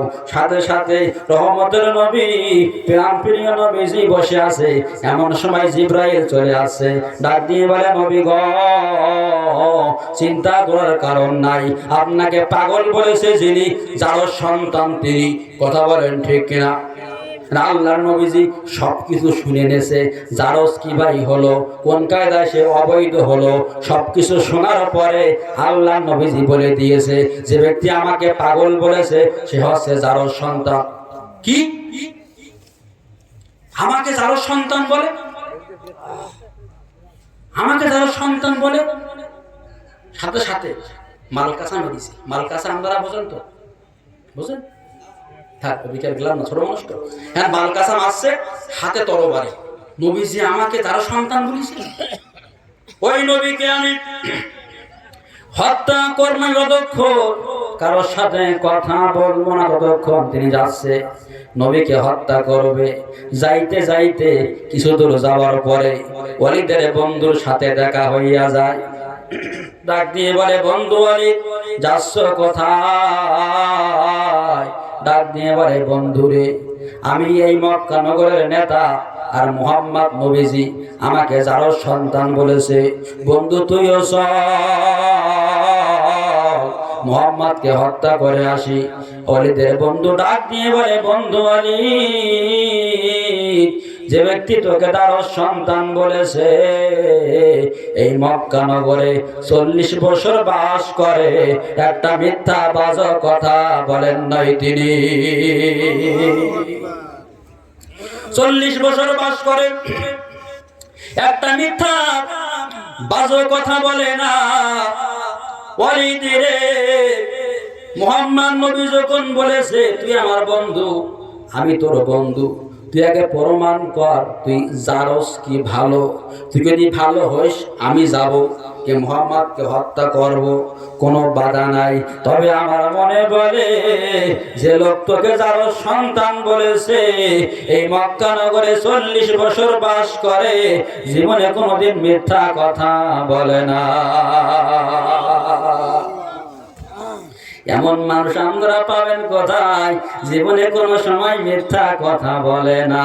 আর আমরা এই মাহফিলে বসে আরেক রকম, মাহফিলের মোড়ে গিয়ে আরেক রকম, নাড়ার ওই জায়গায় গিয়ে আরেক রকম, এই পুকুর ঘাটে গিয়ে আরেক রকম, লাস্টের কয়ে আমি কিছু জানি। এই গ্রুপ আমাদের সমাজে আছে না নাই? ওয়ালিদের বন্ধু ডাক দিয়ে বলে, বন্ধু ওয়ালিদ আমি যে জারজ প্রমাণ করব কি ভাই? ওয়ালিদের বন্ধু ডাক দিয়ে বলে, বন্ধু ওয়ালিদ তুই জারজ কি ভালো? 1 নম্বরে বলতে পারবেন যিনি আরশ আজিমের মালিক তিনি, বলুন সুবহানাল্লাহ। 2 নম্বরে বলতে পারবে তোর মা 10 মাস 10 দিন পর্যন্ত যার গর্ভে তুই ছিলি ওই মা বলতে পারবে তুই আল্লাহর সাথে তোর তো কোনো সম্পর্ক নাই, জলদি করে তুই তোর মার কাছে চলে যা, গে শুনে আয় তুই সন্তান কয় নাম্বার। ওয়ালিদে মালকাসা মারা, হাতে তরবারি, গিয়েছে বাড়িতে। ও মা দরজাটা খোল। মা দর খুলে দেখে মালকাসা মারা, হাতে তরবারি। মা মনে করছে মনে হয় জিহাদের ময়দানে যাবে, এসেছে দোয়া নিতে। ডাক দিয়ে বলে, বাবা তুমি যাও জিহাদের ময়দানে, কোনো সমস্যা নাই। ডাক দিয়ে বলে, মা সব কথা বাদ দাও, জিহাদ পরে, আগে তুমি বলো আমি সন্তান 1 নম্বর না 2 নাম্বার? আমি জারজ কি ভালো এটা তুমি বলে দাও গো মা। ওয়ালিদের মা ডাক দিয়ে বলে, বাবা আমার 1 পা কবরের মধ্যে, আরেক পা কবরের বাইরে, জীবন ও মৃত্যুর মুহূর্তে আমি দাঁড়িয়ে আছি। তোমার প্রশ্নটা অনেক বেশি দামি, এরকম প্রশ্ন তুই কেন করলি? ডাক দিয়ে বলে, মা আমার জন্ম নিয়ে কথা বলেছেন যিনি, আখিরি জামানার বিশ্ব নবী হয়েছেন তিনি। আল্লাহু আকবার। ওয়ালিদের মা চিন্তা করে, বিশ্ব নবীর মুখ থেকে আজকে যখন আসল কথা বাইর হয়ে গেল, পৃথিবীর কেউ জানে না, আল্লাহ জানে আর আমি জানি। আর যে সমস্যা করেছে ওই কি জানে। কিন্তু আজকে যখন নবীর মুখ থেকে যখন প্রমাণ হয়ে যাচ্ছে, আমি আর ফাঁস করব, আমি এবার ফাঁস করে দেব, আমি আর সাফা রাখবো না। ওয়ালিদের মা ওয়ালিদের গায়ে মাথায় হাত বুলিয়ে দেয় আর বলে, বাবা তোর আব্বার আর আমার যখন বিবাহ হয়, বিবাহ হওয়ার পরে তোর আব্বার গায়ে খুব জ্বর দেখা দেয়। এই জ্বরের কারণে তোর আব্বার গা থেকে কাঁপতে কাঁপতে যৌবন চলে যায়, আর কোনোদিন যৌবন ফিরে আসলো না। তোর আব্বা ছিল সমাজের অবৈধ নেতা, ভোট চুরি করা নেতা। ভোট হলে তোর আব্বা পাস করতে পারে না। এখন তোর আব্বা ছিল জায়গা মতো দুর্বল, তার ঘর আমি করব না, আমি তখন চলে যাব। তোর আব্বা বলল, তুমি যেও না, তোমার মন চায় তুমি তাই করো। তোর আব্বার সিরিয়ার বন্ধুর সাথে আমি এক জায়গায় হয়েছিলাম, আমাদের মিলন হয়েছিল। এর ওয়ালিদ, ওয়ালিদের মা ওয়ালিদের গায়ে মাথায় হাত বুলিয়ে দেয় আর বলে, বাবা তুই কিছু মনে নিস না, তুই টাটকা অরিজিনাল হাইব্রিডে যার সন্তান, এতে কোনো সন্দেহ না। যারা নবী নিয়ে, আলেম নিয়ে, মাদ্রাসা নিয়ে, মসজিদ নিয়ে যারা কথা বলে, একটু হিসাব করে দেখেন, ওরাও জারস অবৈধ সন্তান, এতে কোনো সন্দেহ নাই। কথা বলেন ঠিক কিনা? কোন সভ্য বাপের জন্ম দেওয়া সন্তান মাহফিলের বিরুদ্ধে কথা বলতে পারে না, মসজিদের বিরুদ্ধে কথা বলতে পারে না, আলেমদের বিরুদ্ধে কথা বলতে পারে না, আল্লাহ পাকের কোরআনের বিরুদ্ধে কথা বলতে পারে না। কথা বলেন ঠিক কিনা? সম্মানিত বন্ধুগণ, আমার আল্লাহ পাক রব্বুল আলামিন 30 পারা কোরআন নাজিল করেছে।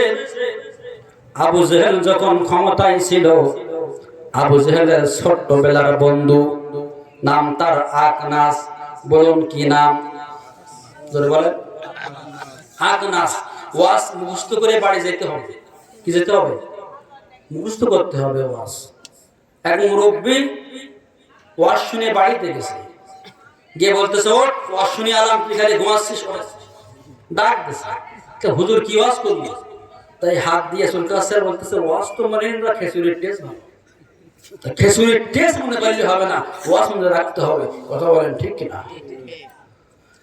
আকনাস ডাক দিয়ে বলে, বন্ধু আবু জেহেল রে, চলো তুমি আর আমি অমুক এক এলাকায় যাই, তোমার সাথে আর আমার সাথে একটা গোপন আলাপ আছে। কয় কি? কয় তুমি বলো। গোপন এলাকায় চলে গেছে। আকনাস বলতেছে, বন্ধু। আবু জেহেল বলতেছে, বন্ধু।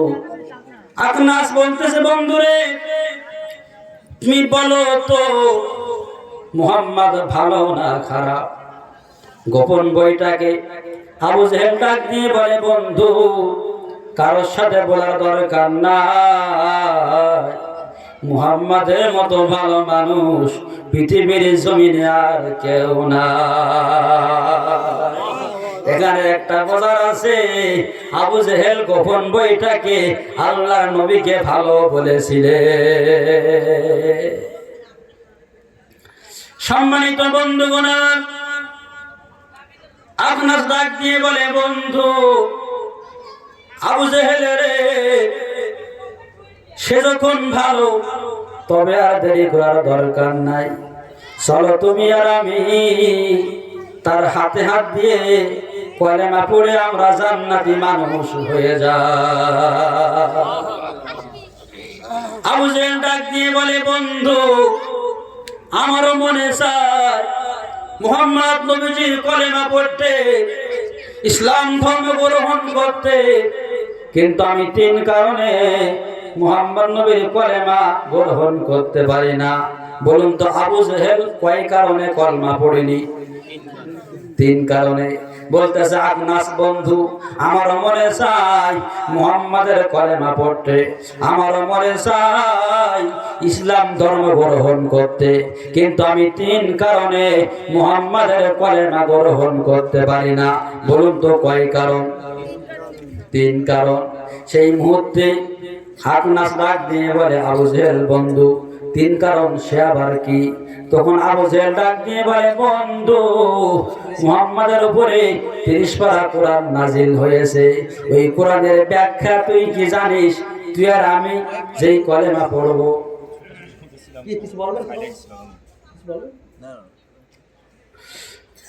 মুহাম্মাদের উপরে 30 পারা কোরআন নাজিল হয়েছে, এই কোরআনের ব্যাখ্যা তুই কি জানিস? কয় না। আবু জেহেল বলতেছে, আমি ব্যাখ্যা বুঝি। আবু জেহেল কিন্তু কোরআনের ব্যাখ্যা বুঝলো।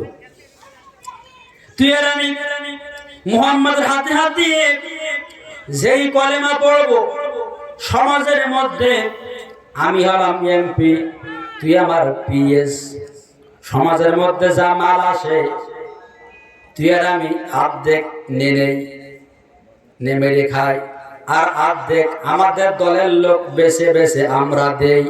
আর যে বাকি লোকগুলো আছে এদের নামে মিথ্যা মামলা দিয়ে জেলখানায় ঢুকাই দেই।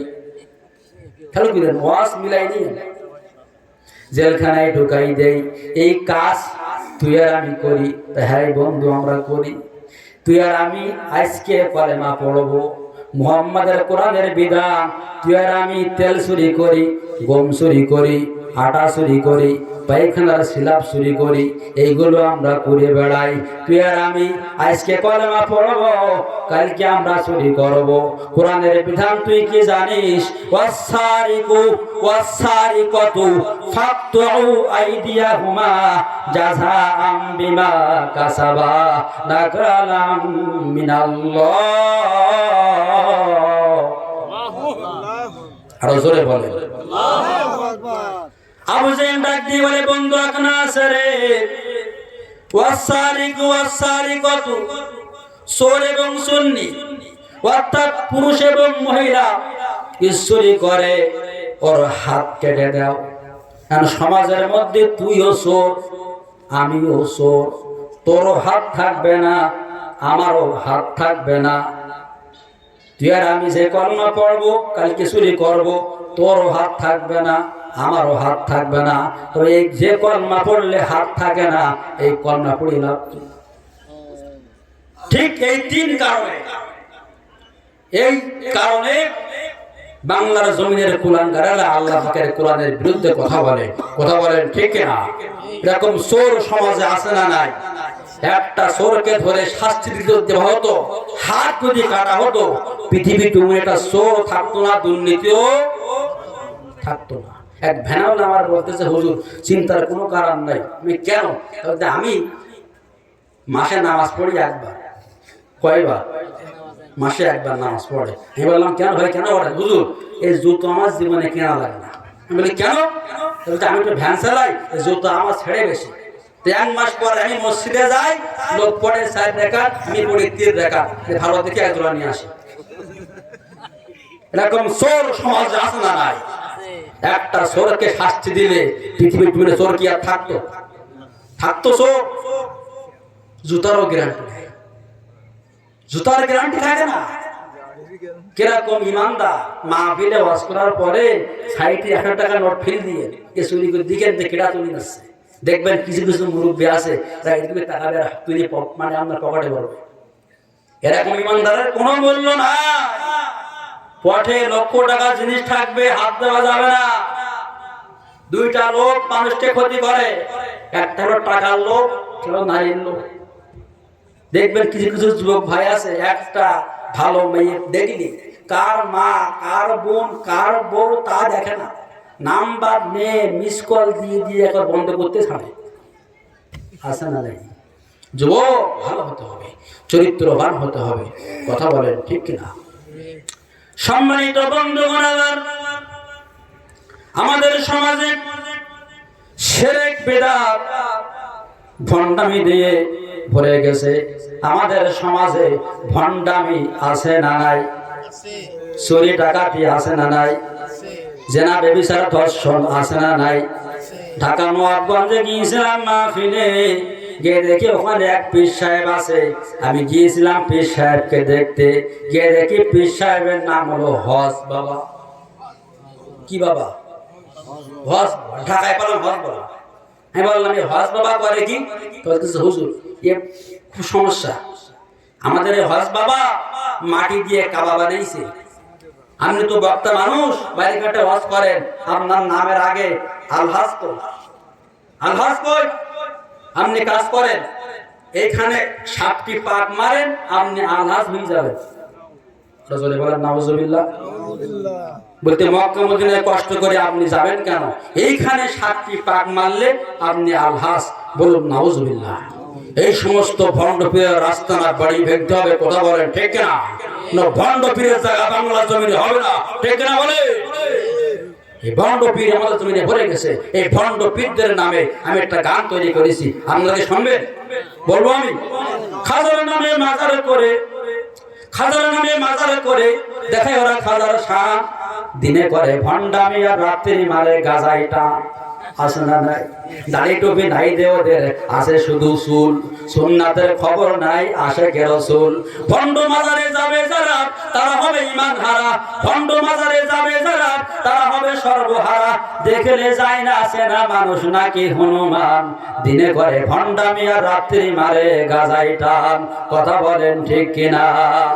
আমাদের সমাজে এই ভণ্ড পীর আছে না নাই? বিশাল বড় বড় রাস্তাগুলো সব নষ্ট করেছে টেরাকে, মাইলগুলো নষ্ট করেছে বেড়াকে, গ্রামগুলো নষ্ট করেছে সমিতি, আর মসজিদগুলো নষ্ট করেছে কমিটি। সব জায়গার কমিটি না, এই জায়গার কমিটি অনেক ভালো। আর সমাজকে নষ্ট করেছে ভণ্ড পীর। আমাদের সমাজে এরকম ভণ্ড পীর আছে না নাই?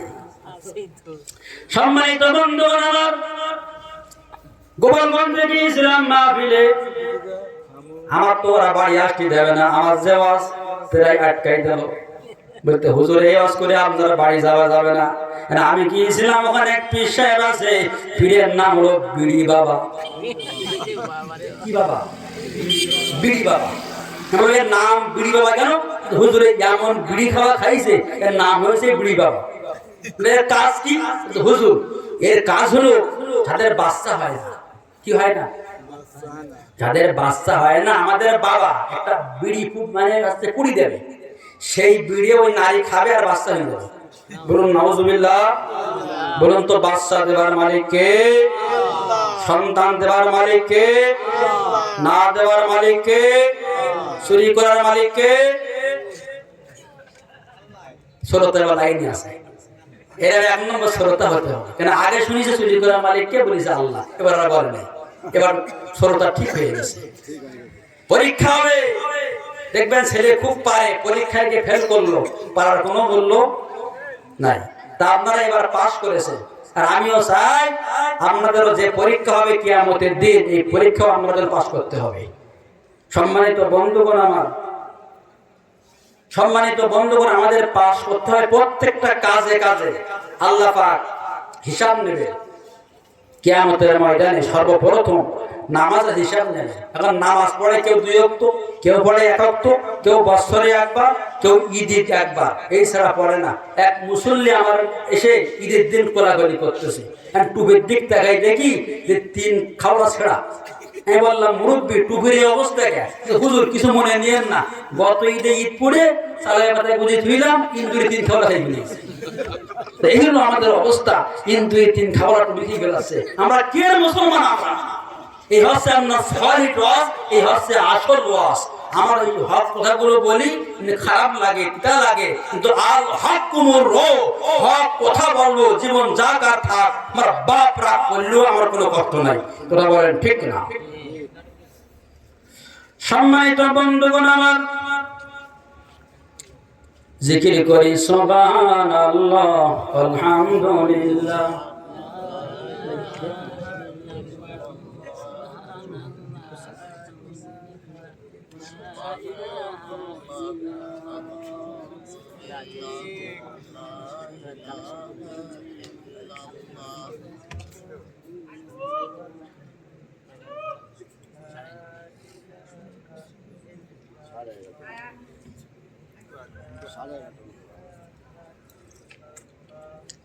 আগে আনন্দ লাগবে না স্যার, জিকিরে জোতে রান কেন? জোরে বলেন লা ইলাহা, জোরে লা ইলাহা লা ইলাহা ইল্লাল্লাহু লা ইলাহা ইল্লাল্লাহ সুবহানাল্লাহ আলহামদুলিল্লাহ লা ইলাহা লা ইলাহা ইল্লাল্লাহ মুহাম্মাদুর রাসূলুল্লাহ সাল্লাল্লাহু আলাইহি ওয়াসাল্লাম। আমি শুনেছি আপনারা অনেক দান করেছেন। এখন বলেন এই এটা কি মাদ্রাসা? মাদ্রাসা নবীর ঘর। বিশ্বনবী বলেন কিয়ামতের দিন নবীর সঙ্গী হইয়া 3 শ্রেণীর মানুষ জান্নাতে যাবে। বলুন সুবহানাল্লাহ। কয় শ্রেণীর মানুষ? 3 শ্রেণীর মানুষ। এক শ্রেণীর মানুষ হলো আল্লাহর রাস্তায় যারা জিহাদ করবে। কি করবে? জিহাদ করবে। 2 নম্বরে যারা দান করবে। আর মেন যারা যাবে তারা হচ্ছে নবী রাসূলগণ। নবীদের কাতারে তারা জান্নাতে যাবে যারা শহীদ হবে আর যারা দান করবে। বলুন সুবহানাল্লাহ। তা আপনারা যে যা পারেন খুশি মতে আমাদের এই মাদ্রাসার কাজে দান করতে হবে। কিয়ামতের দিন এই মাদ্রাসার টাইলস গুলো, মাদ্রাসার ইট গুলো, মাদ্রাসার সমস্ত এগুলো আল্লাহ দরবারে সুপারিশ করবে।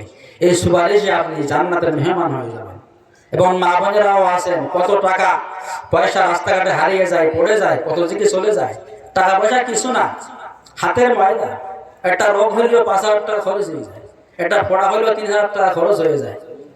এই জন্য সম্মানিত বন্ধুগণ আমার, যার যা আছে খুশি মতে সবাই একটু দান করেন। কত টাকা কত পয়সা ওখানে চলে যাবে, নষ্ট হয়ে যাবে, রোগ ব্যাধি হবে। কিন্তু বিশ্বনবী বলেন যারা দান করে এদের সন্তান ছেলে মেয়ে নেককার হয়ে যাবে। বলুন সুবহানাল্লাহ। কত টাকা কত পয়সা। আমার একজন ভাই 100 টাকা করলো দান, দুনিয়াতে আখিরাতে বাড়ায়া দিও সম্মান। আল্লাহ নেক হায়াত বৃদ্ধি করে দাও, রোগ শোক থেকে তুমি আল্লাহ মুক্তি দান করে দাও, সংসারের মধ্যে বরকত দান করে দাও, সন্তান গুণ হক্কানি হাফেজ আলেম বানায়া দাও। আর দান করার কারণে দুনিয়ার গজব থেকে মুক্তি দান করে দাও। জোরে জোরে বলি আমিন। কি আছে মুসাফির মানুষ, আপনাদের জন্য দোয়া করব। যে হাত দিয়ে দোয়া করব, এই হাতটা দিয়ে 30 পারা কোরআন মুখস্থ করেছি। এই হাতটা দিয়ে বুখারী শরীফ তিরমিজি শরীফ মুখস্থ করেছি। এই হাত দিয়ে আমি গুনাহগার হাজার হাজার মানুষ নিয়ে দোয়া করেছি। সেই হাত দিয়ে আমাদের মাঝে দোয়া করব। দে দম বুঝে বুঝে কারণিতে কতক্ষণ, কত টাকা কত পয়সা ওই কারণে চলে যায়। নবীর ঘরে দান করিলে পাহাড় হয়ে রয়। বলেন সবাই একটু বলেন কম বেশি।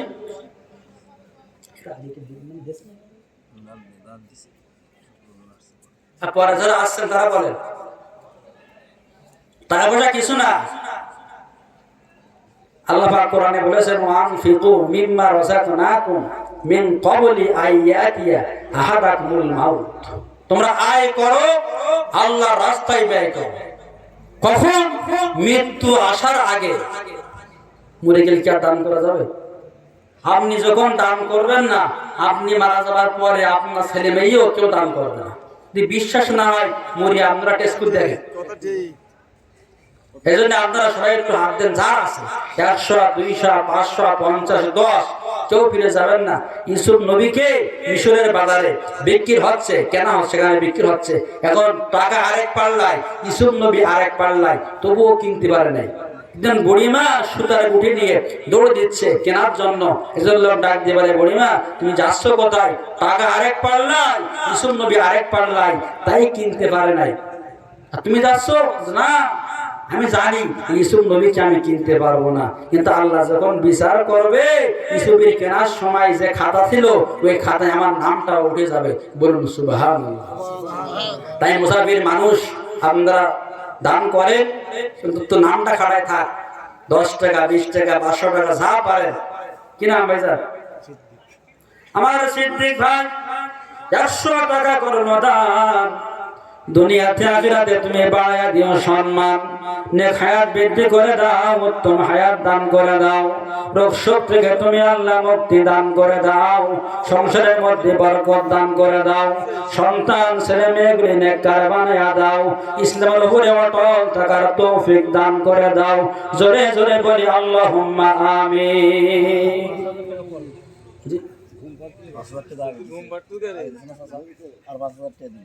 নারায়ে তাকবীর, আর জোরে নারায়ে তাকবীর। ৫,০০০ টাকা, ৫,০০০ টাকা। জোরে বলেন মারহাবা, মারহাবা। তাই না? আবার ১০০ টাকা নগদ আর ৫,০০০ টাকা দিবে।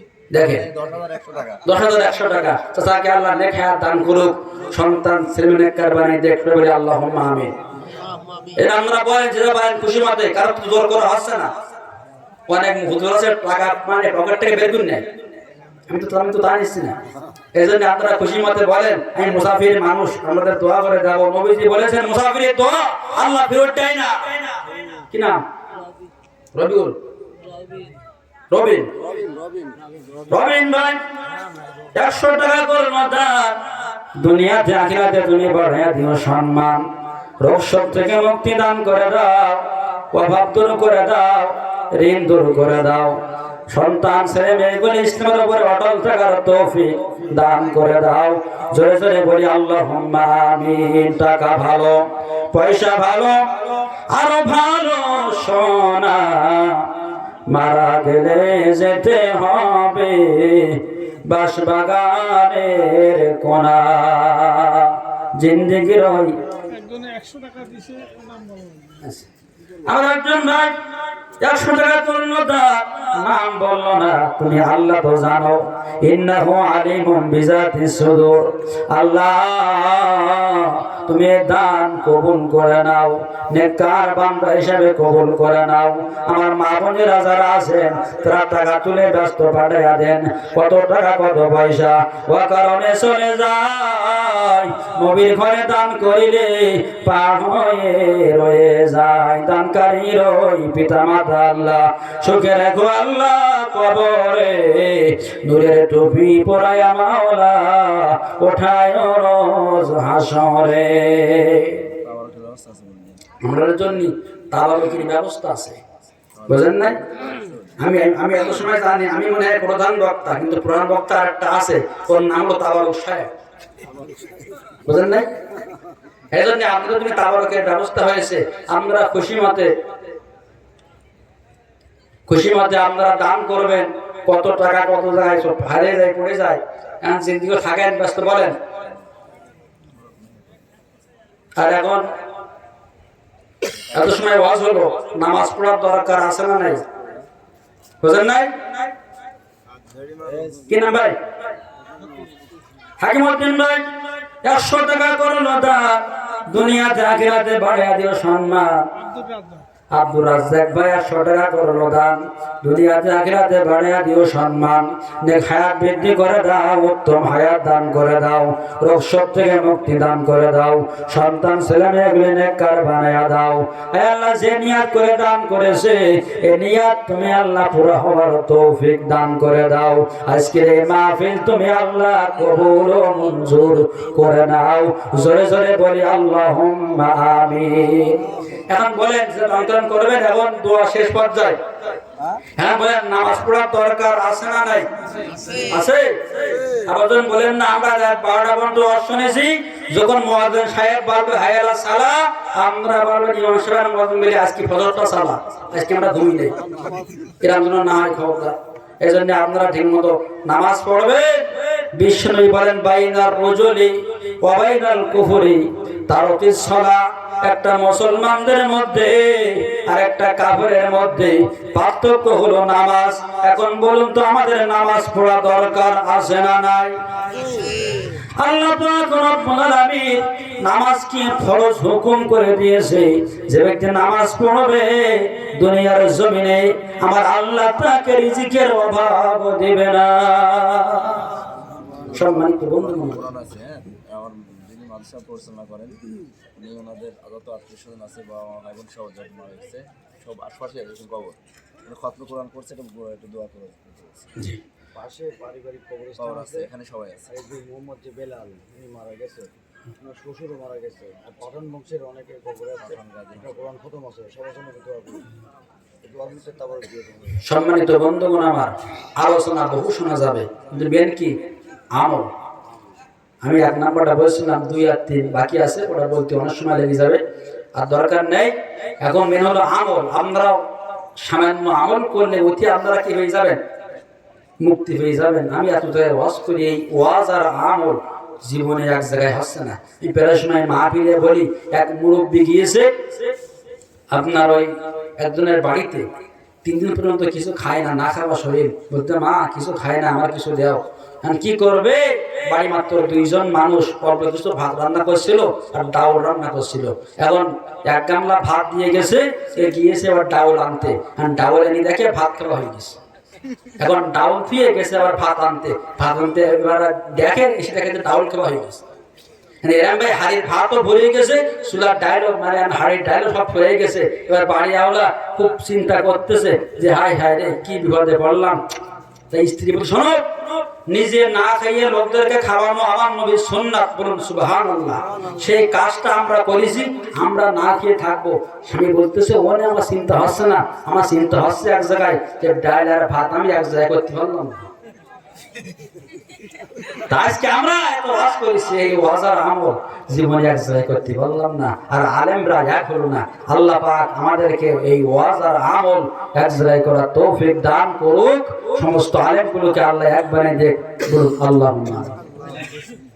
আমার একজন ভাই দান করেছে, আল্লাহ তুমি এই দান কবুল করে নাও, বরকত দান করে দাও, নেক হায়াত বৃদ্ধি করে দাও। যে যা মারা গেছে আল্লাহ প্রত্যেকের কবর তুমি জান্নাতের বাগান বানায়া দাও। জোরে জোরে বলি আমিন। আমার একজন ভাই 200 টাকা করলো দান, নেক হায়াত বৃদ্ধি করে দাও, উত্তম হায়াত দান করে দাও। রোগ থেকে তুমি আল্লাহ মুক্তি দান করে দাও, অভাব দূর করে দাও, ঋণ দূর করে দাও। যে নিয়তে দান করেছে আল্লাহ, এ নিয়ত তুমি পুরা করার তৌফিক দান করে দাও। আমিন ও আল্লাহ, আমিন ও আল্লাহ, আমিন। দানকারীদের জন্য তুমি আল্লাহ থেকো জামিন। দান করিলে মাল কমে না, নেকির পাল্লা হয় ভারী। বেশি বেশি দান করিলে জান্নাতে হয় তার বাড়ি। সবাই কবর জিয়ারতের নিয়াত করে আউযুবিল্লাহ বিসমিল্লাহ সহকারে সূরা ফাতিহা একবার, সূরা ইখলাস 3 বার, আস্তাগফিরুল্লাহ একবার। আসসালামু আলাইকুম নিহাওয়াল কবুল মুসলিমিন ইনশাআল্লাহ। রহমানির রহিম মালিক ইয়াউমিদ্দিন ইয়্যাকা না'বুদু ওয়া ইয়্যাকা নাস্তাঈন ইহদিনাস সিরাতাল মুস্তাকিম সিরাতাল লাযীনা আন'আমতা আলাইহিম গায়রিল মাগদুবি আলাইহিম ওয়ালাদ-দাল্লিন। আমিন। বিসমিল্লাহির রহমানির রহিম। কুল হুয়াল্লাহু আহাদ, আল্লাহুস সামাদ, লাম ইয়ালিদ ওয়া লাম ইউলাদ ওয়া লাম ইয়াকুল লাহু কুফুওয়ান আহাদ। বিসমিল্লাহির রহমানির রহিম। কুল হুয়াল্লাহু আহাদ, আল্লাহুস সামাদ, লাম ইয়ালিদ ওয়া লাম ইউলাদ ওয়া লাম ইয়াকুল লাহু কুফুওয়ান আহাদ। বিসমিল্লাহির রহমানির রহিম। কুল হুয়াল্লাহু আহাদ, আল্লাহুস সামাদ, লাম ইয়ালিদ ওয়া লাম ইউলাদ ওয়া লাম ইয়াকুল লাহু কুফুওয়ান আহাদ। আস্তাগফিরুল্লাহাল্লাযী লা ইলাহা ইল্লা হুয়াল হাইয়ুল কাইয়্যুম ওয়া আতুবু ইলাইহি। লা হাওলা ওয়া লা কুওয়াতা ইল্লা বিল্লাহিল আলিয়্যিল আযীম। সুবহানাল্লাহি ওয়া বিহামদিহি, সুবহানাল্লাহিল আযীম। এখন খাস করে দোয়া হবে। আমাদের বিষয়ে কারো সম্পদ ফাঁকি দিয়ে খাওয়া যাবে না, মিথ্যা কথা বলা যাবে না, আন্দাজে কারো দোষ দেওয়া যাবে না, আলেমদের নামে মিথ্যা দোষ দেওয়া যাবে না। ভালো দোয়া নিতে হবে, নেক দোয়া নিতে হবে। আল্লাহ পাক প্রত্যেকের আমল করার তৌফিক দান করুক। এখন খাস করে দোয়া হবে। একটু লম্বা। আল্লাহুম্মা আমিন। রব্বানা ফাগফির লানা যুনুবানা ওয়া কাফির আন্না সাইয়্যাতিনা ওয়া তাওফানা মাল আবরার। রব্বানা هب لنا من أزواجنا وذرياتنا قرة أعين واجعلنا للمتقين إماما ربي هب لي من الصالحين হায় আল্লাহ পাক মাবুদ গো মুহাম্মদ বিলাল হোসেন হিফজুল কোরআন আইডিয়ার মাদ্রাসার উন্নতি কল্পে বিরাট ইসলামী জলসা মাহফিলে হায় আল্লাহ পাক মাগরিব থেকে আসর থেকে আলোচনা হয়েছে আমি গুনাহগার প্রধান বক্তা হিসেবে আখিরি দোয়া করতেছি মাহবুব হায় আল্লাহ পাক কোরআন খতম সহ আজকের এই সূরা ফাতিহা শরীফ ইখলাস শরীফ যা কিছু পড়া হয়েছে আল্লাহ ভুল ত্রুটিগুলি মাফ করে দিয়া আমাদের প্রাণ প্রিয় নবীজি তোমার একান্ত বন্ধু ওই নবীর পাক রওজা মুবারকে তুমি আল্লাহ পৌঁছায়া দাও আল্লাহ গো तमाम पृथ्वी माटिर निचे गत मुसलमान बांदा बांदी दुनिया छेड़े তোমার ডাকের সাড়া দিয়ে অন্ধকার গহীন কবরে চলে গেছে মাওলা প্রত্যেকের কবরে আমি গুনাহগার বশিশ করলাম তুমি আল্লাহ কবুল করে নাও প্রত্যেকের কবর তুমি আল্লাহ জান্নাতের বাগান বানায়া দাও কবরের সঙ্গে বেহেশতের সঙ্গে তুমি যোগাযোগ করে দাও অন্ধকার কবর তুমি আল্লাহ নূরে আলোকিত করে দাও সংকীর্ণ কবরকে আল্লাহ তুমি প্রশস্ত বানায়া দাও হে আল্লাহ পাক মাবুদ গো মুহাম্মদ বিল্লাল হোসাইন হে আল্লাহ পাক তার যত আওলাদগণ যে যেখানে ঘুমাই গেছে আল্লাহ তিনি সহ প্রত্যেকের কোরআন খতম আল্লাহ আজকের এই মাহফিলের সওয়াব বশিশ করলাম তুমি আল্লাহ কবুল করে নাও হে আল্লাহ পাক মাবুদ গো আমি গুনাহগার বাংলাদেশ ভারত সহ প্রধান বক্তা হয়ে ওয়াজ করেছি দোয়া করেছি কোন জায়গার দোয়া কবুল হয়েছে আমার তো জানা নাই তবে গো আল্লাহ আজকের এই দোয়া তুমি আল্লাহ ফিরাইয়া দিও না আজকের দোয়া তুমি আল্লাহ কবুল করে নাও আল্লাহ তুমি দেখায়া দেখো আজকের এই মাহফিলে অনেকের জনম দুঃখিনী মা অনেকের জনম দুঃখিনী আব্বা দুনিয়াতে না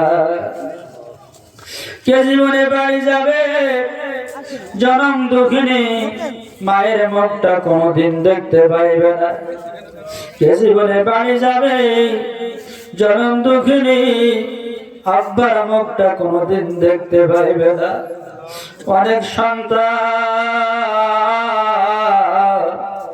বাড়িতে যাইয়া মাকে মা বলে ডাকবে অনেক সন্তান বাড়িতে যাইয়া আব্বাকে আব্বা বলে ডাকবে আর অনেক সন্তান মায়ের কথা মনে পড়ে আব্বার কথা মনে পড়ে চোখের পানিগুলো ছেড়ে দিয়া কাঁদবে এদের মা নাই এদের মা না কবরে আযাব থাকলে আযাব মাফ করে দাও এদের আব্বা না কবরে আযাব থাকলে আযাব মাফ করে দাও যাদের পিতা মাতা বেঁচে আছে আল্লাহ নেক হায়াত বৃদ্ধি করে দাও উত্তম হায়াত দান করে দাও পিতা মাতার খেদমত করার তৌফিক দান করে দাও পিতা মাতা কেমন জিনিস এই দুনিয়ার কেউ তো জানে না ওই ব্যক্তি মার বাপের মর্ম বোঝে যে ব্যক্তির মা বাপ দুনিয়া ছেড়ে অন্ধকার গহীন কবরে চলে গেছে রে মা আল্লাহ গো 7 সমুদ্র 13 নদীর পানি দিয়ে আল্লাহ তোমার খুশি করা যায় না তুমি যখন খুশি হয়ে যাও যখন কোন বান্দা বান্দি চোখের পানি ছেড়ে কান্দি থাকে রে আল্লাহ, আল্লাহ পিতা মাতা কেমন জিনিস। আমি যখন বাইরে মাহফিলে যাই, বাসায় যখন ব্যাগ দেই, রাতে 1টা 2টা 3টা বেজে যায়, বাড়ি যাইয়া দেখি ছেলেরা ঘুমায়, মেয়েরা ঘুমায়, স্ত্রী ঘুমায়, তাকাইয়া দেখি মার ঘরের মধ্যে আলো জ্বলে, তাকাইয়া দেখি মা বারান্দার কোনায় চুপ করে দাঁড়ায় আছে। জিজ্ঞাসা করি, মা তুমি ঘুমাও না? মা ডাক দিয়ে বলে, বাবা আমার ঘুম হয় না। আমি ঘুমাতে যাই, এমন সময় ঘরের বাইরে একটা গাড়ির হর্নের আওয়াজ হয়। আমি মনে করি তোর গাড়ি আইছে। আমি বারান্দায় আসি, আসিয়া দেখি তোর গাড়ি না। আবার যাইয়া ঘুমাই, আবার একটা হরেন হয়। আবার বারান্দায় আসি, আসিয়া দেখি তোর গাড়ি না। তুই কি বুঝবি দেশের পরিস্থিতি ভালো না। 10 মাস 10 দিন পর্যন্ত কষ্ট করে আমার পেটের ভিতরে আমি তোর বোঝা বইছি। 10 মাস কোন মা ঘুমাতে পারে না, 10 মাস কোন মা খাইতে পারে না। আল্লাহ তুমি তাকাইয়া দেখো, অনেক সন্তান মায়ের কথা মনে পড়ে চোখের পানিগুলো ছেড়ে দিয়েছে, আব্বার কথা মনে পড়ে চোখের পানিগুলো ছেড়ে দিয়েছি। আল্লাহ আমাদের এই চোখের পানি বাতাসে নিভাই দিও না, বাতাসে উড়াই দিও না। আমাদের চোখের পানি সিট ক্যামেরে আমাদের পিতা মাতার কবর গুলো তুমি জান্নাতের বাগান বানায়া দাও। আল্লাহ মেহেরবানি করে মাহবুব আজকের এই মাহফিল তুমি কবুল করে নাও। আজকের এই মাহফিলে মাদ্রাসায় অনেকে দান করেছে, প্রত্যেকের দান তুমি কবুল করে নাও। আল্লাহ আগামীতে এই মাহফিল আরো ভালো করে হতে পারে সে তৌফিক তুমি আল্লাহ দান করে দাও। আল্লাহ পাক মেহেরবানি করে রফিকুল ইসলাম ভাই, আল্লাহ পাক তার কণ্ঠকে তুমি আল্লাহ কোরআনের ময়দানে কবুল করে নাও, ইসলামের পদে তুমি আল্লাহ কবুল করে নাও। আল্লাহ গো বাংলাদেশ সহ বিদেশ সফর করার তৌফিক তুমি আল্লাহ দান করে দাও। আল্লাহ পাক যে সমস্ত যুবকেরা মিলে এই মাহফিল সাজাইছে রে আল্লাহ, এদের জন্য তুমি জান্নাতের বাগানে বালা সোনা সাজাইয়া দাও। আজকের এই মাহফিলে যারা সমাপ্তি রয়েছে, আল্লাহ পাক মেহেরবানি করে প্রত্যেকের আল্লাহ তুমি নেক হায়াত বৃদ্ধি করে দাও, উত্তম হায়াত দান করে দাও। রোগ শোক থেকে তুমি আল্লাহ মুক্তি দান করে দাও, অভাব দূর করে দাও, ঋণ দূর করে দাও, কঠিন রোগ থেকে আল্লাহ তুমি মুক্তির ব্যবস্থা করে দাও। আল্লাহ পাক পাশেই কবরস্থান আছে, মাহফিলের সাইডে আল্লাহ পারিবারিক কবরস্থান, যে কবরগুলো আছে আজকে কোরআন খতম সহ আজকে মাহফিলের সওয়াব বখশিশ করলাম, তুমি আল্লাহ কবুল করে নাও। আল্লাহ যে কবরগুলো আছে আল্লাহ কবরগুলো তুমি জান্নাতের বাগান বানায়া দাও, কবরের সঙ্গে বেহেশতের সঙ্গে তুমি যোগাযোগ করে দাও। অন্ধকার কবর তুমি আল্লাহ নূরে আলোকিত করে দাও, সংকীর্ণ কবরকে আল্লাহ তুমি প্রশস্ত বানায়া দাও। আল্লাহ মেহেরবানি করে মাহবুব এই দুনিয়া ছেড়ে যারা অন্ধকার গহীন কবরে চলে গেছে, প্রত্যেকের কবরগুলো তুমি জান্নাতের বাগান বানায়া দাও। আল্লাহ জানি না কার জন্যে রে আল্লাহ বড়িগ্রাম বাজারে কাফনের কাফন তৈরি হয়ে গেছে, জানি না কার জন্য কোন ঝাড়ের বাস পাকিয়া লাল হয়ে গেছে, জানি না কার জন্য বড়ি পাতার গরম পানি রেডি হচ্ছে রে আল্লাহ। জীবনের শেষ দোয়া মনে করে তামাম জিন্দেগীর গুনাহ খাতাগুলি তুমি আল্লাহ মাফ করে দাও। আল্লাহ যেগুলো আলোচনা হয়েছে আমল করার তৌফিক দান করে দাও। আল্লাহ যে মা বোনেরা মাহফিলেতে এসেছে সকল মা বোনদেরকে আল্লাহ তুমি মা ফাতেমার মতো কবুল করে নাও। মা বোনদেরকে আল্লাহ তুমি মাফ করে দাও। সকল মা বোনদেরকে আল্লাহ তুমি নামাজি বানায়া দাও, নেককার বানায়া দাও। আয় আল্লাহ পাক, আমার সঙ্গে যারা হাত তুলেছে সমস্ত ভাইরা, এই ভাইগুলোকে তুমি আল্লাহ এদেরকে তুমি মাফ করে দাও।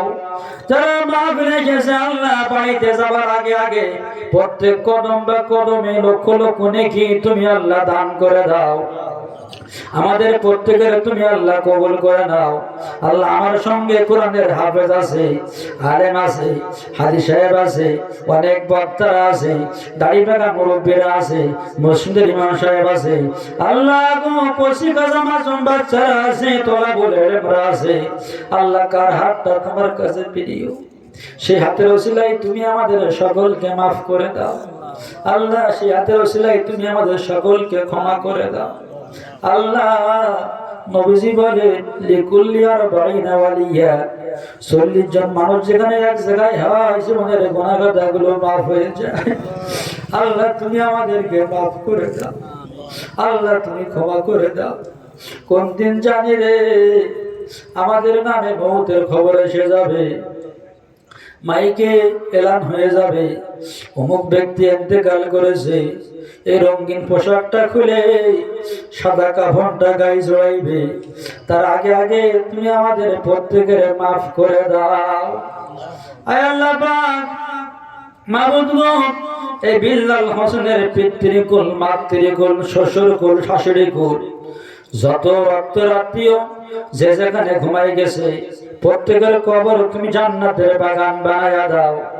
আল্লাহ আমাদের সকলের পিতৃকুল, মাতৃকুল, শ্বশুরকুল, শাশুড়িকুল, যত রক্তের আত্মীয় যে যেখানে ঘুমাই গেছে আল্লাহ প্রত্যেকের কবর তুমি জান্নাতের বাগান বানায়া দাও। আল্লাহ গো, আমাদের প্রত্যেকের তুমি 5 ওয়াক্ত নামাজি বানায়া দাও। সন্তান ছেলে মেয়েগুলি নেককার বানায়া দাও। আজকের এই মাহফিল তুমি কবুল করে নাও। আল্লাহ গো, রাত 12টা বেজে গেছে আল্লাহ, যে সময় কোর্ট বন্ধ হয়ে যায়, অফিস আদালত সব বন্ধ হয়ে যায়, কিন্তু গো আল্লাহ তোমার রহমতের দরজা তো খোলা।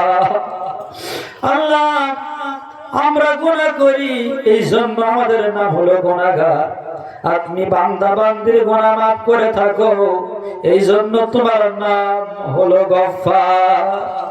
আল্লাহ গফফার নামের ওসিলা করে তামাম জিন্দেগীর গুনাহ খাতাগুলি তুমি আল্লাহ মাফ করে দাও। আল্লাহ গো, যা একটু চাওয়ার বাকি আছে সমস্ত চাওয়া তুমি আল্লাহ মিটাইয়া দাও। আজকের এই মাহফিল তুমি কবুল করে নাও। আমাদের প্রত্যেকের তুমি আল্লাহ কবুল করে নাও। এই মাহফিলের পিছনে যারা টাকা দিয়ে, অর্থ দিয়ে যারা সাহায্য করেছে প্রত্যেকের তুমি কবুল করে নাও। প্রত্যেক যুবকগুলোকে আল্লাহ তুমি কবুল করে নাও। 5 ওয়াক্ত নামাজি বানায়া দাও। আমাদের প্রত্যেক কাজে আল্লাহ তুমি বরকত দান করে দাও। যেদিন তুমি আমাদের বাড়িতে মালাকুল মাউত আজরাইল পাঠাইবা গো আল্লাহ, ওই দিন তাকে মেহেরবানি করিয়া আমাদের প্রত্যেকের জবানে তুমি আল্লাহ রেখে দিও কালিমায়ে তাইয়্যিবা লা ইলাহা ইল্লাল্লাহু মুহাম্মাদুর রাসূলুল্লাহ। আসসালামু আলাইকুম ওয়া রাহমাতুল্লাহি ওয়া বারাকাতুহু।